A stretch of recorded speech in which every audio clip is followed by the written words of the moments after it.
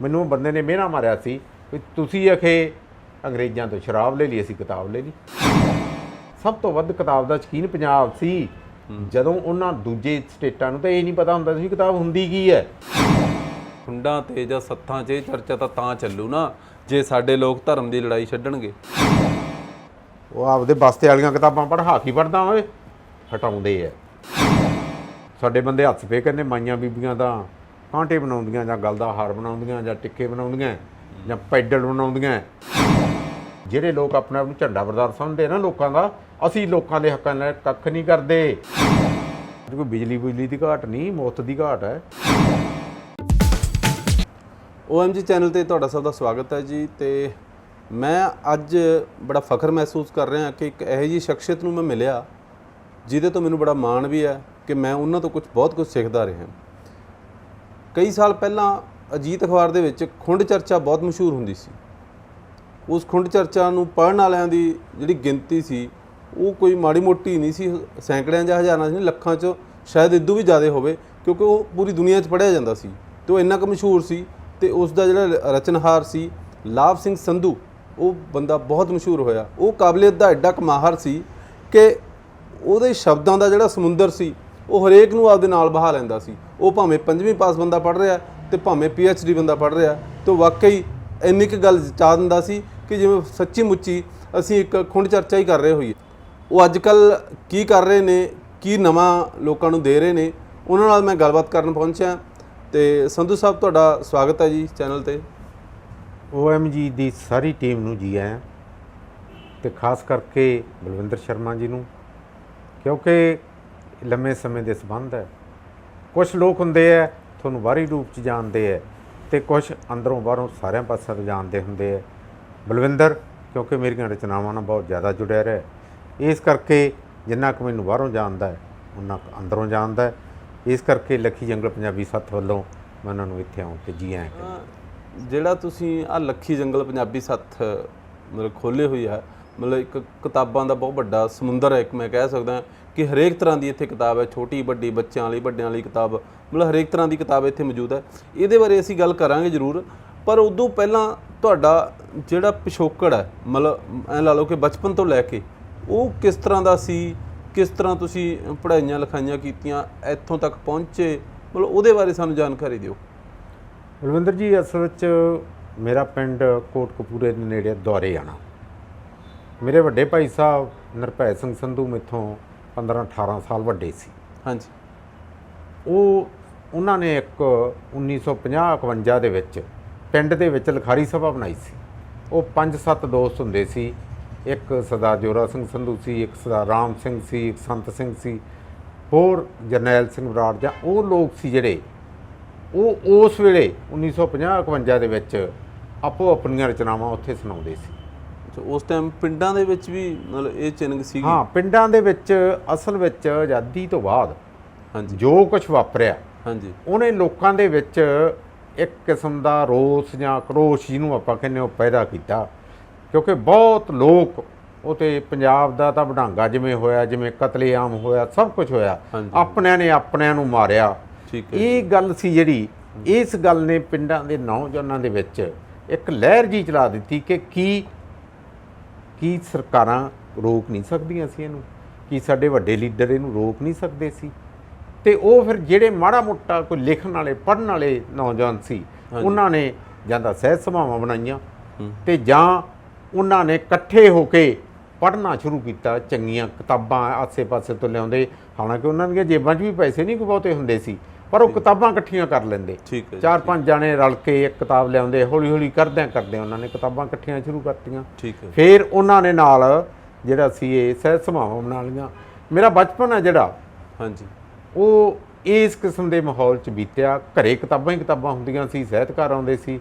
ਵੱਡੇ ਭਾਈ ਸਾਹਿਬ ਕੋਲੋਂ ਬਹੁਤ ਛੋਟੀ ਉਮਰ 'ਚ ਹੀ 54 'ਚ ਪਹਿਲੀ ਵਾਰ ਉਹ ਵੱਡੇ ਰਸਾਲਿਆਂ 'ਚ, ਜਿਨ੍ਹਾਂ 'ਚ ਪ੍ਰੀਤ ਲੜੀ ਹੈ, ਜਾਂ ਹੋਰ ਰਸਾਲੇ ਸੀ ਜਿਹੜੇ ਉਸ ਵੇਲੇ ਮੋਹਨ ਸਿੰਘ ਹੁਣਾਂ ਦਾ ਪੰਜ ਦਰਿਆ ਸੀ, ਜਾਂ ਦਿੱਲੀ ਤੋਂ ਜਿਹੜੀ ਹੈ RC ਨਿਕਲਦਾ ਸੀ, ਇਹ ਜਿਹੇ ਰਸਾਲਿਆਂ 'ਚ ਉਹ ਛਪਣ ਲੱਗ ਗਏ ਸੀ। ਅਤੇ ਉਹ ਬੈਠ ਕੇ ਆਪਣੀਆਂ ਰਚਨਾਵਾਂ 'ਤੇ ਪਹਿਲਾਂ ਚਰਚਾ ਵੀ ਕਰਦੇ ਸੀ। ਠੀਕ ਹੈ। ਫਿਰ ਉਹੀ ਸਹਿਤ ਸਭਾ ਸੀ ਜਿਹੜੀ, ਜਦੋਂ ਕੇਂਦਰੀ ਲਿਖਾਰੀ ਸਭਾ ਦਾ ਜ਼ੋਰ ਪਿਆ ਤਾਂ ਉਹਨਾਂ ਨੇ ਕੋਟਕਪੂਰੇ ਸਹਿਤ ਸਭਾ ਦੇ ਨਾਂ ਤੇ, ਹਾਂਜੀ ਸਹਿਤ ਸਭਾ ਕੋਟਕਪੂਰਾ ਦੇ ਨਾਂ ਤੇ ਉਹ ਸੰਸਥਾ ਪਿੰਡ ਵਾਲੀ ਉੱਥੇ ਲੈ ਆਂਦੀ ਤੇ ਉੱਥੇ ਫਿਰ ਲਗਾਤਾਰ ਇਹ ਚੱਲਦਾ। ਬਚਪਨ 'ਚ ਮੈਂ ਛੋਟਾ ਹੁੰਦਾ ਮੈਨੂੰ ਜਿਹੜੀਆਂ ਗੱਲਾਂ ਸੀ ਉਹ ਸੀ ਕਿਤਾਬਾਂ, ਕਿ ਕਿਤਾਬਾਂ ਮੈਨੂੰ ਘਰੋਂ ਬਹੁਤ ਮਿਲਦੀਆਂ ਸੀ ਤੇ ਪੜ੍ਹਾਈਆਂ ਜਾਂਦੀਆਂ ਸੀ। ਮੈਂ ਕੋਈ ਚਾਅ ਚੂ ਨਾਲ ਨਹੀਂ ਪੜ੍ਹਦਾ ਸੀ, ਪੜ੍ਹਾਈਆਂ ਜਾਂਦੀਆਂ ਸੀ, ਆ ਕਿਤਾਬ ਪੜ੍ਹ ਇਹ 'ਚੋਂ ਦੱਸੀ ਕੀ ਹੈ ਇਹਦੇ 'ਚ। ਠੀਕ ਆ। ਤੇ ਇੱਥੋਂ ਤੱਕ ਕਿ ਲੈਨਨ ਤੇ ਮਾਰਕਸ ਦੀ ਜੀਵਨੀ ਵੀ ਬਈ 5ਵੀਂ 6ਵੀਂ 'ਚ ਪੜ੍ਹਨੀ ਪੈਗੀ ਸੀ, ਉਦੋਂ ਰੁੱਖਾ ਸ਼ਾਇਦ ਕੁਛ ਨਾ ਹੋਵੇ। ਇਹ ਤਾਂ ਸੰਧੂ ਸਾਹਿਬ ਮੈਨੂੰ ਲੱਗਦਾ ਵੀ ਤੁਹਾਡੇ ਵਰਗੇ ਜਵਾਕ ਸੀ ਜਿਹੜੇ ਧੱਕੇ ਨਾਲ ਪੜ੍ਹ ਲੈਂਦੇ ਸੀਗੇ।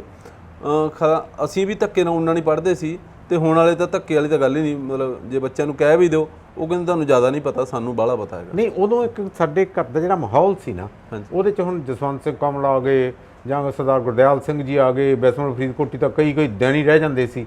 ਉਹ ਜੇ ਬੰਦੇ ਜਦੋਂ ਉਹਨਾਂ ਦੇ ਵਿੱਚ ਵਿਚਰਨਾ ਨਾ, ਹਾਂ, ਤੇ ਉੱਥੇ ਇੱਕ ਚਾਅ ਜਿਹਾ ਹੋਣਾ ਵੀ ਆ ਵੀ ਬੰਦੇ ਹੈ ਕਿਤਾਬਾਂ ਲਿਖਦੇ। ਮਤਲਬ ਇਹ ਇੱਕ ਨਾ ਇਹ ਵੱਖਰਾ ਜਿਹਾ ਹੁੰਦਾ ਸੀ, ਮਾਹੌਲ ਨੇ ਸੋਝੀ ਉਸ ਪ੍ਰਕਾਰ ਦੀ ਦਿੱਤੀ। ਫਿਰ ਉਹ ਐਂ ਲੱਗਾ ਵੀ ਇਹ ਆਮ ਬੰਦੇ ਆ। ਠੀਕ, ਕਿਉਂਕਿ ਵਿੱਚੇ ਵਿਚਰਦੇ ਵਿੱਚ ਉਵੇਂ ਜਿਵੇਂ ਬਾਈ ਜੀ ਮੈਨੂੰ ਝੜਕਦੇ ਉਵੇਂ ਉਹ ਝੜਕ ਦਿੰਦੇ, ਕਦੇ ਨਾ ਕਦੇ ਕੁਛ ਨਾ ਕੁਛ ਹੁੰਦਾ ਰਹਿੰਦਾ ਇਹੋ ਜਿਹਾ। ਤੇ ਉਹਦੇ 'ਚੋਂ ਲੱਗਾ ਵੀ ਨਹੀਂ, ਬੰਦਾ ਲਿਖ ਸਕਦਾ। ਅੱਛਾ, ਪਹਿਲਾਂ ਤਾਂ ਇਹ ਲੱਗਦਾ ਹੁੰਦਾ ਸੀ ਵੀ ਬੰਦੇ ਨਹੀਂ ਲਿਖਦੇ ਹੁੰਦੇ, ਇਹ ਤਾਂ ਕੋਈ ਦੇਵੀ ਦੇਵਤੇ ਉਹੀ ਲਿਖਦੇ ਹੋਣੇ, ਕਿਉਂਕਿ ਬਚਪਨ 'ਚ ਇਹ ਕੁਛ ਸੁਣਿਆ ਸੀ। ਘਰ ਦਾ ਮਾਹੌਲ ਪਹਿਲਾਂ ਧਾਰਮਿਕ ਸੀ, ਬਾਪੂ ਜੀ ਗੁਣੀ ਗਿਆਨੀ ਬੰਦੇ ਸੀ। ਉਹ ਜਦੋਂ ਹੁਣ ਗੁਰਬਾਣੀ ਦੇ ਵਿੱਚੋਂ ਕੋਈ ਗੱਲ ਸੁਣਾਵਾਂਗੇ ਤੇ ਇਸ ਤਰ੍ਹਾਂ ਲੱਗਦਾ ਵੀ ਬੰਦਾ ਕਿਵੇਂ ਲਿਖ ਲੂ। ਪਰ ਮੈਂ ਥੋੜਾ ਜਿਹਾ ਤੁਹਾਡੀ ਗੱਲ ਨੂੰ ਵਧਾਉਣਾ ਜੀ। ਜਿਹੜੇ ਮੈਨੂੰ ਲੱਗਦਾ ਕਿ ਜਿਹੜੇ ਉੱਚਾ ਸੁੱਚਾ ਲਿਖਦੇ ਆ ਨਾ, ਜਿਹੜਾ ਸੇਧ ਦਿੰਦੀਆਂ ਕਿਤਾਬਾਂ, ਉਹਨੂੰ ਲਿਖਣ ਵਾਲੇ ਆਮ ਬੰਦੇ ਤਾਂ ਨਹੀਂ ਹੁੰਦੇ, ਉਹਨਾਂ ਦੀ ਲੈਵਲ ਹੀ ਕੁਝ ਹੋਰ ਹੁੰਦਾ। ਹਾਂ, ਨਹੀਂ, ਇੱਕ ਕੁਦਰਤੀ ਤੌਰ ਤੇ ਜਿਉਂ-ਜਿਉਂ ਸਮਾਂ ਲੰਘਦਾ ਨਾ, ਜਿਉਂ-ਜਿਉਂ ਆਪਣਾ ਗਿਆਨ ਵੱਧਦਾ ਜਾਂਦਾ ਹੈ ਤੇ ਫਿਰ ਆਪਾਂ ਨੂੰ ਅਹਿਸਾਸ ਹੋਣ ਲੱਗ ਪੈਂਦਾ ਕਿ ਇੱਥੋਂ ਤੱਕ ਜਿਨ੍ਹਾਂ ਲੋਕਾਂ ਨੂੰ ਲੋਕ ਸ਼ਰਾਬੀ ਕਬਾਬੀ ਕਹਿੰਦੇ ਆ, ਹਾਂਜੀ, ਉਹ ਫਲਾਨਾ ਉਹਦਾ ਸ਼ਰਾਬ ਪੀ ਕੇ ਮਰ ਗਿਆ, ਕਿਹੜਾ ਲਿਖਾਰੀ ਸੀ ਉਹ। ਮੈਂ ਇੱਕ ਗੱਲ ਜਾਣਦਾ ਵੀ ਉਹਨਾਂ ਦੇ ਅੰਦਰ ਜਿਹੜੀ ਦੁਨੀਆ ਸੀ ਉਹ ਵੱਖਰੀ ਸੀ।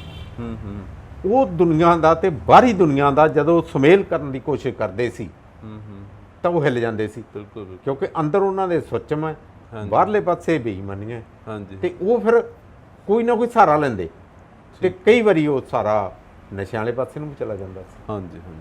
ਤੇ ਤੁਹਾਡੀ ਸਕੂਲਿੰਗ ਫਿਰ ਕਿੱਥੋਂ ਦੀ ਰਹੀ? ਮੈਂ ਪਹਿਲਾਂ ਤਾਂ ਮੇਰੇ ਆਪਦੇ ਪਿੰਡ ਦੇ ਵਿੱਚ ਮੇਰੇ ਜਿਹੜੇ ਅਧਿਆਪਕ ਸੀ ਉਹ ਮੈਥ ਨਾਲ ਬਹੁਤ ਸੰਬੰਧਿਤ ਸੀ। ਠੀਕ ਹੈ। ਤੇ ਮੈਥ ਉਹਨਾਂ ਨੇ ਇੰਨਾ ਪੜ੍ਹਾਤਾ ਸੀ ਕਿ 5ਵੀਂ ਤੱਕ ਮੈਂ ਇਹ ਕਹਿੰਦਾ ਸੀ ਕੋਈ ਸਵਾਲ ਜਿੱਥੋਂ ਮਰਜ਼ੀ ਪਾ ਦਿਓ, ਮੈਂ ਤੁਹਾਡੇ ਰਕਮ ਲਿਖਾਉਣ ਤੋਂ ਪਹਿਲਾਂ ਕੱਢ ਦੂੰ। ਤੇ 76 ਵੀ ਇਸ ਗੱਲ ਪਿੱਛੇ ਬਹੁਤ ਖਾਧੇ, ਕਿਉਂਕਿ ਮੈਂ ਬਹਿੰਦਾ ਸੀ ਗੋਡੀ ਲਾ ਕੇ ਜਦੋਂ ਅਧਿਆਪਕ ਲਿਖਾਉਂਦੇ। ਅੱਛਾ। ਤੇ ਉਹਨਾਂ ਨੇ ਰਕਮ ਬੋਲਣੀ, ਮੈਂ ਸਵਾਲ ਕੱਢਣਾ ਸ਼ੁਰੂ ਕਰ ਦੇਣਾ, ਕਿਉਂ ਜ਼ਬਾਨੀ ਯਾਦ ਸੀ ਸਾਰਾ। ਮੈਥ ਦੇ ਵਿੱਚ ਮੈਂ ਬਹੁਤ ਚੰਗਾ ਸੀ, ਪੰਜਾਬੀ 'ਚ ਇਸ ਕਰਕੇ ਚੰਗਾ ਸੀ ਕਿ ਘਰੇ ਉਹ ਕੁਛ 5ਵੀਂ ਤੱਕ ਪੜ੍ਹਨਾ ਪੈ ਗਿਆ ਜਿਹੜਾ ਆਪਾਂ ਸੋਚਿਆ ਨਹੀਂ ਸੀ ਕਦੇ। ਤੇ ਉਸ ਤੋਂ ਬਾਅਦ ਫਿਰ ਢੀਮਾਂ ਵਾਲੀ ਨਾਲ ਸਕੂਲ ਹੈ। ਠੀਕ ਹੈ ਜੀ। ਢੀਮਾਂ ਵਾਲੀ ਸਕੂਲ ਦਾ ਮਾਹੌਲ ਸੀ ਜਿਹੜਾ, ਸਾਡੇ ਇੱਕੋ ਹੀ ਬੰਦਾ ਹੁੰਦਾ ਸੀ, ਉਹ ਪੀਐਨ ਵੀ ਉਹੀ ਸੀ ਤੇ ਉਹੀ ਮਾਲੀ ਸੀ ਤੇ ਉਹੀ ਪਾਣੀ ਭਰਦਾ ਸਾਰਾ ਕੁਝ। ਉਹਨੂੰ ਫੁੱਲਾਂ ਦਾ ਸ਼ੌਕ ਬਹੁਤ ਸੀ। ਠੀਕ ਹੈ ਜੀ। ਤੇ ਉਹ ਫੁੱਲਾਂ ਇੰਨੇ ਫੁੱਲ ਲਾਉਂਦਾ ਸੀ ਨਾ ਸਕੂਲ 'ਚ ਕਿ ਉਹਨਾਂ ਫੁੱਲਾਂ 'ਚੋਂ ਇੱਕ ਵੱਖਰਾ ਆਨੰਦ ਆ ਜਿਹੜਾ ਉਹ ਆਉਂਦਾ ਸੀ। ਆਉਂਦੇ ਜਾਂਦਿਆਂ ਨਿੱਕੇ ਨਿੱਕੇ ਗੀਤ ਜੇ ਆਪ ਹੀ ਜੋੜਦੇ ਨੇ, ਕੋਈ ਨਾ ਕੋਈ, ਜਿਵੇਂ ਹੁੰਦਾ ਨਾ ਵੀ ਜਿਵੇਂ ਜੋਕ ਕਰਦੇ ਹੁੰਦੇ ਆ, ਉਹਨਾਂ ਰਾਹਾਂ 'ਚ ਤੁਰਦਿਆਂ ਕੱਚਾ ਰਾਹ ਹੁੰਦਾ ਸੀ। ਹਾਂਜੀ। ਗਰਮੀ ਦੇ ਦਿਨਾਂ 'ਚ ਆਉਂਦੇ ਹੋਏ ਰਾਹ ਸੂਆ ਹੁੰਦਾ ਸੀ, ਉੱਥੇ ਤਾਰੀਆਂ ਲਾਉਣੀਆਂ, ਇੱਕ ਅੱਧੀ ਵਾਰ ਡੁੱਬਿਆ ਵੀ। ਅੱਛਾ। ਪੜ੍ਹਦਿਆਂ ਉਦੋਂ ਬਾਅਦ ਆਉਣਾ ਪੈ ਗਿਆ ਕੋਟਕਪੂਰੇ। ਕੋਟਕਪੂਰੇ ਸ਼ਹਿਰ। ਇੱਥੇ ਜੀ ਜਨਾਬ ਲਾਭ ਸਿੰਘ ਕਿਉਂਕਿ ਫਸਟ ਆਉਂਦਾ ਹੁੰਦਾ ਜਮਾਤ 'ਚੋਂ, ਤੇ ਇੱਥੇ ਸਾਇੰਸ ਨਾਨ ਮੈਡੀਕਲ। ਅੱਛਾ। ਹੁਣ ਘਰ ਦੇ ਨਿੱਕੇ ਨਿੱਕੇ ਕੰਮ ਜੋਕਾਂ ਨੂੰ ਉਦੋਂ ਕਰਨੇ ਹੀ ਪੈਂਦੇ ਸੀ, ਮੈਨੂੰ ਵੀ ਪੱਠੇ ਕੁਤਰਨੇ ਪੈਂਦੇ ਸੀ। ਤੇ ਉੱਥੋਂ ਪੱਠੇ ਕੁਤਰਦਾ ਜੋ ਨਾਨ ਮੈਡੀਕਲ 'ਚ ਆਇਆ, ਇੱਥੇ ਚੰਦਰੀ ਅੰਗਰੇਜ਼ੀ ਨੇ ਗਲ 'ਚ ਰੱਸਾ ਪਾ ਲਿਆ। ਅੱਛਾ। ਕਿਉਂਕਿ ਮੀਡੀਅਮ ਅੰਗਰੇਜ਼ੀ ਸੀ। ਅੱਛਾ। ਤੇ ਉਹ ਜੀ ਆਪਾਂ ਪੁੱਠੀ ਛਾਲ ਲੱਗ ਗਈ। 10ਵੀਂ ਤੋਂ ਬਾਅਦ ਕਿ ਪਹਿਲਾਂ ਹੀ? ਹਾਂਜੀ, 10ਵੀਂ ਤੋਂ ਬਾਅਦ ਕਿ ਪਹਿਲਾਂ ਹੀ? ਨਹੀਂ, ਮਗਰੋਂ। ਅੱਛਾ। ਪੁੱਠੀ ਛਾਲ ਲੱਗ ਗਈ, ਪ੍ਰੈਪ 'ਚ ਲੱਗੀ। ਅੱਛਾ। ਉਸ ਪੁੱਠੀ ਛਾਲ ਨੇ ਘਰਦਿਆਂ ਨੂੰ ਇੱਕਦਮ ਮੇਰੇ ਵਿਰੁੱਧ ਕਰਤਾ। ਝਟਕਾ ਤਾਂ ਵੱਜਣਾ ਹੀ ਸੀ ਵੀ ਜਿਹੜਾ ਕਿਉਂਕਿ ਉਹ ਜਿਹੜਾ ਟੌਪ ਕਰਦਾ ਉਹ ਕਹਿੰਦੇ ਵੀ ਫਸਟ ਆਉਣ ਵਾਲਾ ਬੰਦਾ ਤੇ ਅੱਜ ਫਿਰ ਇਹ ਵਿਗੜ ਗਿਆ, ਜਿਵੇਂ ਆਮ ਤੌਰ ਤੇ ਸ਼ਹਿਰ ਜਾ ਕੇ ਵਿਗੜ ਗਿਆ। ਲਓ ਜੀ, ਆਪਣੀ ਪੜ੍ਹਾਈ ਛੱਡਣੀ ਪਈ। ਪੜ੍ਹਾਈ ਛੁੱਟ ਗਈ ਤੇ ਮੈਨੂੰ ਕਹਿੰਦੇ ਆ ਜਾ। ਫਿਰ ਤੁਹਾਨੂੰ ਪਤਾ ਵੀ ਜਿਵੇਂ ਜੱਟ ਕਰਦੇ ਹੁੰਦੇ ਆ, ਮਤਲਬ ਤੁਹਾਡੀ ਪੜ੍ਹਾਈ ਛੁੱਟ ਗਈ ਇੱਕ ਵਾਰੀ? ਹਾਂ, ਛੁੱਟ ਗਈ ਇੱਕ ਵਾਰੀ, ਬਿਲਕੁਲ। ਦੂਜਾ ਮੌਕਾ ਨਹੀਂ। ਉਹ ਕਹਿੰਦੇ ਕਮਾਲ ਦੀ ਗੱਲ ਹੈ ਤੂੰ ਜੇ ਇੱਕ ਵਾਰੀ ਨਹੀਂ ਪੜਿਆ ਦੂਜੀ ਵਾਰ ਜ਼ਿਆਦਾ ਪੜ ਜਾਏਗਾ। ਆ ਇੱਧਰ ਫਿਰ ਮੇਰਾ 2-3 ਸਾਲ ਘਰ ਦੇ ਕੰਮਾਂ ਫਿਰ ਦੇ ਮੈਂ ਬਾਅਦ ਵਾਹੀ ਕੀਤੀ। ਅੱਛਾ ਵਾਹੀ ਕੀਤੀ ਤੇ ਵਾਹੀ 'ਚ ਇੱਕ ਦਿਨ ਮੈਂ ਸਪਰੇਅ ਕਰੀ ਜਾਂਦੇ, ਆਪ ਹੀ ਕਰਨੀ ਪੈਂਦੀ ਸੀ, ਕਿਹੜਾ ਕੋਈ ਆਪਾਂ ਵੱਡੇ ਸਰਦਾਰਾਂ ਦੇ ਪੁੱਤ ਸੀਗੇ। ਹਾਂਜੀ ਹਾਂਜੀ ਉਹ 10-20 ਕਿੱਲੇ ਵਾਲੇ ਜਿਹੜੇ, ਇਹਨੂੰ ਤਾਂ ਆਪ ਹੀ ਕਰਨਾ ਪੈਂਦਾ। ਹਾਂਜੀ ਤੇ ਮੈਂ ਜੀ ਸਪਰੇਅ ਕਰੀ ਜਾਵਾਂ ਤੇ ਮੇਰੇ 4-5 ਦੋਸਤ ਵੀ ਮੇਰੇ ਨਾਲ, ਮੇਰੇ ਦੋਸਤ ਇਹੋ ਜਿਹੇ ਹੁੰਦੇ ਵੀ ਅਸੀਂ ਇਕੱਠੇ ਕੰਮ ਕਰ ਲੈਂਦੇ ਸੀ। ਠੀਕ ਹੈ। ਉਦੋਂ ਬਾਅਦ ਮੈਨੂੰ ਛੁੱਟੀ ਮਿਲਦੀ ਸੀ ਸ਼ਹਿਰ ਚੂਰ ਜਾਣ ਦੀ। ਹੂੰ ਤੇ ਉੱਥੇ ਜੀ ਇੱਕ ਸੱਜਣ ਆਏ ਜਿਹੜੇ ਵੱਡੇ ਭਾਈ ਸਾਹਿਬ ਦੇ ਤਾਂ ਬਹੁਤ ਨਜ਼ਦੀਕੀ ਦੋਸਤ ਸੀ, ਮੇਰੇ ਨਾਲ ਵੀ ਚੰਗਾ ਰੱਖਦੇ ਸੀ। ਉਹ ਕਹਿੰਦੇ ਤੂੰ ਯਾਰ ਐਸ ਕੰਮ ਵਾਲਾ। ਮੈਂ ਜੀ ਹੋਰ ਕੀ ਕਰਾਂ? ਕਹਿੰਦੇ ਨੌਕਰੀ ਲਾਵਾਂ। ਅੱਛਾ ਕਮਾਲ ਦੀ ਗੱਲ, ਨੌਕਰੀ ਮਿਲ ਜੇ, ਹੋਰ ਆਪਾਂ ਕੀ ਭਾਲਦੇ। ਉਦੋਂ ਨੌਕਰੀ ਵਾਲ ਨੂੰ ਐਂ ਸਮਝੇ ਵੀ ਅੱਛਾ ਕਰਦੇ। ਹਾਂ ਤੇ ਉਹਨਾਂ ਨੇ ਮੈਨੂੰ ਇੱਕ ਇਨਸੈਕਟੀਸਾਈਡ ਕੰਪਨੀ ਬਾਇਰ ਇੰਡੀਆ ਲਿਮਟਿਡ ਦੇ ਵਿੱਚ ਪ੍ਰਾਈਵੇਟ ਡੈਮਾਂਸਟ੍ਰੇਟਰ ਲਵਾ ਦਿੱਤਾ। ਅੱਛਾ ਮੈਨੂੰ ਕਹਿੰਦਾ ਕੰਮ ਬਹੁਤ ਕਰਨਾ ਪਊ। ਮੈਂ ਕਿਹਾ ਆ ਕੀ ਕਰਨਾ? ਹਾਂ ਇਦੋਂ ਔਖਾ ਤਾਂ ਕੋਈ ਨਹੀਂ, ਇੱਥੇ ਤਾਂ ਮੈਂ ਆਪ ਕਰਦਾ ਸਪਰੇ। ਕਹਿੰਦਾ ਹੋ ਸਕਦਾ ਉੱਥੇ ਵੀ ਕਰਨੀ ਪੈ ਜਾਏ, ਮੈਂ ਉੱਥੇ ਲੋਕਾਂ ਦੀ ਕਰਾਉਣੀ ਆ ਵੀ ਇੱਕ ਅੱਧੇ 2 ਮਰਲਿਆਂ ਤੇ ਕਰਨੀ ਹੋਊਗੀ। ਹਾਂ ਇੱਥੇ ਉਹਨਾਂ 5-7 ਕਿੱਲਿਆਂ ਤੇ ਮੈਨੂੰ ਕਰਨੀ ਪੈਂਦੀ। ਠੀਕ ਹੈ। ਲਓ ਜੀ, ਉੱਥੋਂ ਫਿਰ ਮੈਂ ਉਧਰਲੇ ਪਾਸੇ ਨੂੰ ਹੋ ਗਿਆ 10-12 ਪ੍ਰਾਈਵੇਟ ਕੰਪਨੀਆਂ ਦੇ ਵਿੱਚ ਜਾਂਦਿਆਂ ਜਿਹੜੀ ਤੁਸੀਂ ਖੁੰਡ ਚਰਚਾ ਦੀ ਗੱਲ ਕੀਤੀ ਸੀ ਨਾ, ਵੀ ਜਿਹੜੀਆਂ ਕੰਪਨੀਆਂ ਹੈ ਹਾਂਜੀ ਇਹ ਕਿਵੇਂ ਲੁੱਟ ਕਰਦੀਆਂ, ਅੱਛਾ ਅੱਛਾ ਕਿਵੇਂ ਸਕੀਮਾਂ ਬਣਾਉਂਦੀਆਂ। ਹਾਂ ਤੁਹਾਡੀਆਂ ਲਿਖਤਾਂ ਚ ਆਉਂਦਾ ਰਿਹਾ ਇਹ ਗੱਲ ਕਿਉਂਕਿ ਉੱਥੋਂ ਪਕੜ ਆ ਗਈ। ਠੀਕ ਹੈ ਜੀ। ਉਦੋਂ ਤਾਂ ਮੈਨੂੰ ਲੱਗਦਾ ਮੈਂ ਸਮਾਂ ਗਾਲਿਆ। ਉੱਥੇ ਕਰਦਿਆਂ ਜੀ ਮੈਂ BA ਕਰ ਗਿਆ। ਅੱਛਾ ਨਾਲ ਪੜ੍ਹਾਈ ਦਾ ਮੈਨੂੰ ਸ਼ੌਕ ਸੀਗਾ, ਨਾਲ ਪੜ੍ਹਾਈ ਸ਼ੁਰੂ ਕਰਤੀ। ਇੱਕ ਦੋ ਆਰਾਂ ਲੱਗ ਗਈਆਂ। ਉਹ ਕਿਸੇ ਬੰਦੇ ਨੇ ਕਿਹਾ ਵੀ ਕਿਸੇ ਪ੍ਰੋਫੈਸਰ ਨੂੰ, ਤੂੰ ਕਿਹੜਾ ਪ੍ਰੋਫੈਸਰ ਸੀ, ਉਹ ਨਲੀ ਚੋਚੋ ਹੁੰਦਾ ਸੀ, ਤੈਨੂੰ ਤਾਂ ਨਿਰਭੈ ਸਿੰਘ ਨੇ ਬਣਾਤਾ, ਉਹ ਯੂਨੀਵਰਸਿਟੀ ਛੱਡ ਆਇਆ, ਤੂੰ ਪੜ੍ਹ ਗਿਆ। ਕਹਿੰਦਾ ਜੇ ਐਡਾ ਹੀ ਨਿਰਭੈ ਸਿੰਘ ਕਾਬਲ ਹੈ ਤੇ ਆਪਦੇ ਭਰਾ ਨੂੰ ਪੜ੍ਹਾ ਲੈਂਦਾ। ਉਹ ਬੰਦੇ ਨੇ ਆਣ ਕੇ ਮੈਨੂੰ ਦੱਸਤਾ। ਮੈਨੂੰ ਕਹਿੰਦਾ ਸ਼ਰਮ ਕਰ ਓਏ ਮਾੜੀ ਮੋਟੀ, ਉਹ ਵਿਦਵਾਨ ਦੀ 0 ਕਰੀ ਜਾਂਦਾ। ਅੱਛਾ ਮੈਂ ਜੀ ਪੜ੍ਹਨ ਲੱਗ ਗਿਆ। BA ਤਾਂ ਖੈਰ ਮੈਂ 2nd ਡਿਵੀਜ਼ਨ ਦੇ ਵਿੱਚ ਉਦੋਂ ਬਹੁਤ ਵੱਡੀ ਗੱਲ ਗਿਣੀ ਜਾਂਦੀ ਸੀ। ਪ੍ਰੈਪ ਪਹਿਲੀ ਵਾਰ ਪਾਸ ਕਰਨੀ ਇਹ ਵੀ ਵੱਡੀ ਗੱਲ ਸੀ। BA ਕਰਨਾ ਹੀ ਵੱਡੀ ਗੱਲ ਸੀ ਉਸ ਟਾਈਮ ਤੇ ਮੈਂ BA ਕਰ ਗਿਆ। ਤੇ ਮੁੜ ਕੇ ਮੈਂ ਕੰਪਨੀ ਦੇ ਵਿੱਚ ਸੀ ਤੇ ਇੱਕ ਮੇਰਾ ਸੱਜਣ ਮਲਕੀਤ ਸਿੰਘ ਗਿੱਲ ਜਿਹੜੇ ਪ੍ਰਿੰਸੀਪਲ ਸਾਹਿਬ ਰਿਟਾਇਰ ਹੋਏ ਇੱਥੋਂ, ਅਸੀਂ ਇਕੱਠੀ ਰਹਿੰਦੇ ਨੇ ਸੀ ਕਾਂਗਰਸ।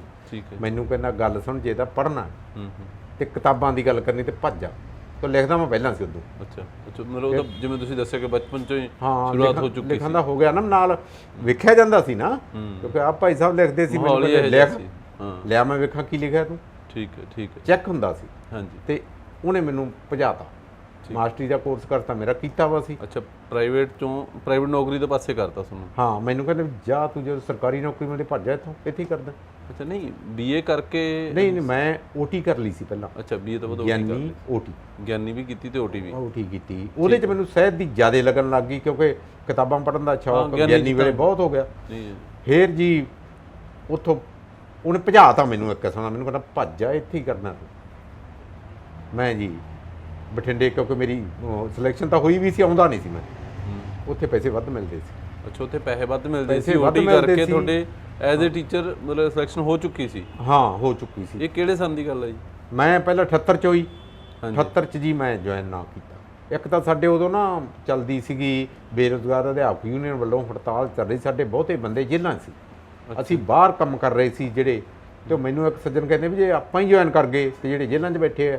ਅੱਛਾ ਗਵਰਨਮੈਂਟ ਤਾਂ ਜਿੱਤ ਗਈ ਫਿਰ। ਮੈਂ ਜੀ ਜੁਆਇਨ ਨਹੀਂ ਕੀਤਾ। ਫਿਰ ਮੈਂ ਜਾ ਕੇ ਫਿਰ ਪ੍ਰਾਈਵੇਟ ਨੌਕਰੀ ਕਰਨ ਲੱਗ ਗਿਆ। ਫਿਰ 80 ਦੇ ਵਿੱਚ ਇੱਕ ਕਲਰਕ ਸੀ ਸ਼੍ਰੀ ਲਾਲ ਚੰਦ ਜੀ ਇੱਥੇ। ਠੀਕ ਹੈ। ਉਹ ਮੈਨੂੰ ਕਹਿੰਦੇ ਗੱਲ ਸੁਣ ਲਾ ਮਿੱਤਰਾ, ਆਖਰੀ ਸਮਾਂ ਆਣ ਕੇ ਜੁਆਇਨ ਕਰ ਲਾ, ਤੇ ਤੇਰੀ ਜਿਹੜੀ ਜਿੰਦਾਬਾਦ ਮੁਰਦਾਬਾਦ ਹੈ ਨਾ, ਇਹ ਤੂੰ ਜਿਹੜੀ ਮਰਜ਼ੀ ਕਰੀ ਜਾਏ, ਨੌਕਰੀ ਜਾਣ ਕੇ ਕਰੀ ਜਾਈ, ਪਰ ਤੂੰ ਇੱਕ ਵਾਰੀ ਆਣ ਕੇ ਇੱਥੇ ਜੁਆਇਨ ਕਰ। ਉਹਨਾਂ ਨੇ ਮੈਨੂੰ ਜੁਆਇਨ ਕਰਾਤਾ। ਇੱਥੇ ਛੁੱਟੀ 'ਤੇ ਸੀ ਕੋਈ ਸੱਜਣ ਆਪਣੇ ਆਹ ਤੁਹਾਡੇ ਜੋਧਪੁਰ ਮਾਣੇ, ਇੱਥੇ ਆਣ ਕੇ ਮੈਂ ਜੁਆਇਨ ਕਰ ਲਿਆ। ਠੀਕ ਹੈ। ਇੱਥੋਂ ਫਿਰ 3-4 ਸਕੂਲਾਂ 'ਚ ਫਿਰਦਾ ਬਹਿਮੰਦਾਨੇ ਪਹੁੰਚ ਗਿਆ। ਇੱਥੇ ਆਣ ਕੇ ਮੈਂ ਇੱਕੋ ਹੀ ਕੀ ਪੜ੍ਹਾਉਂਦੇ ਸੀ?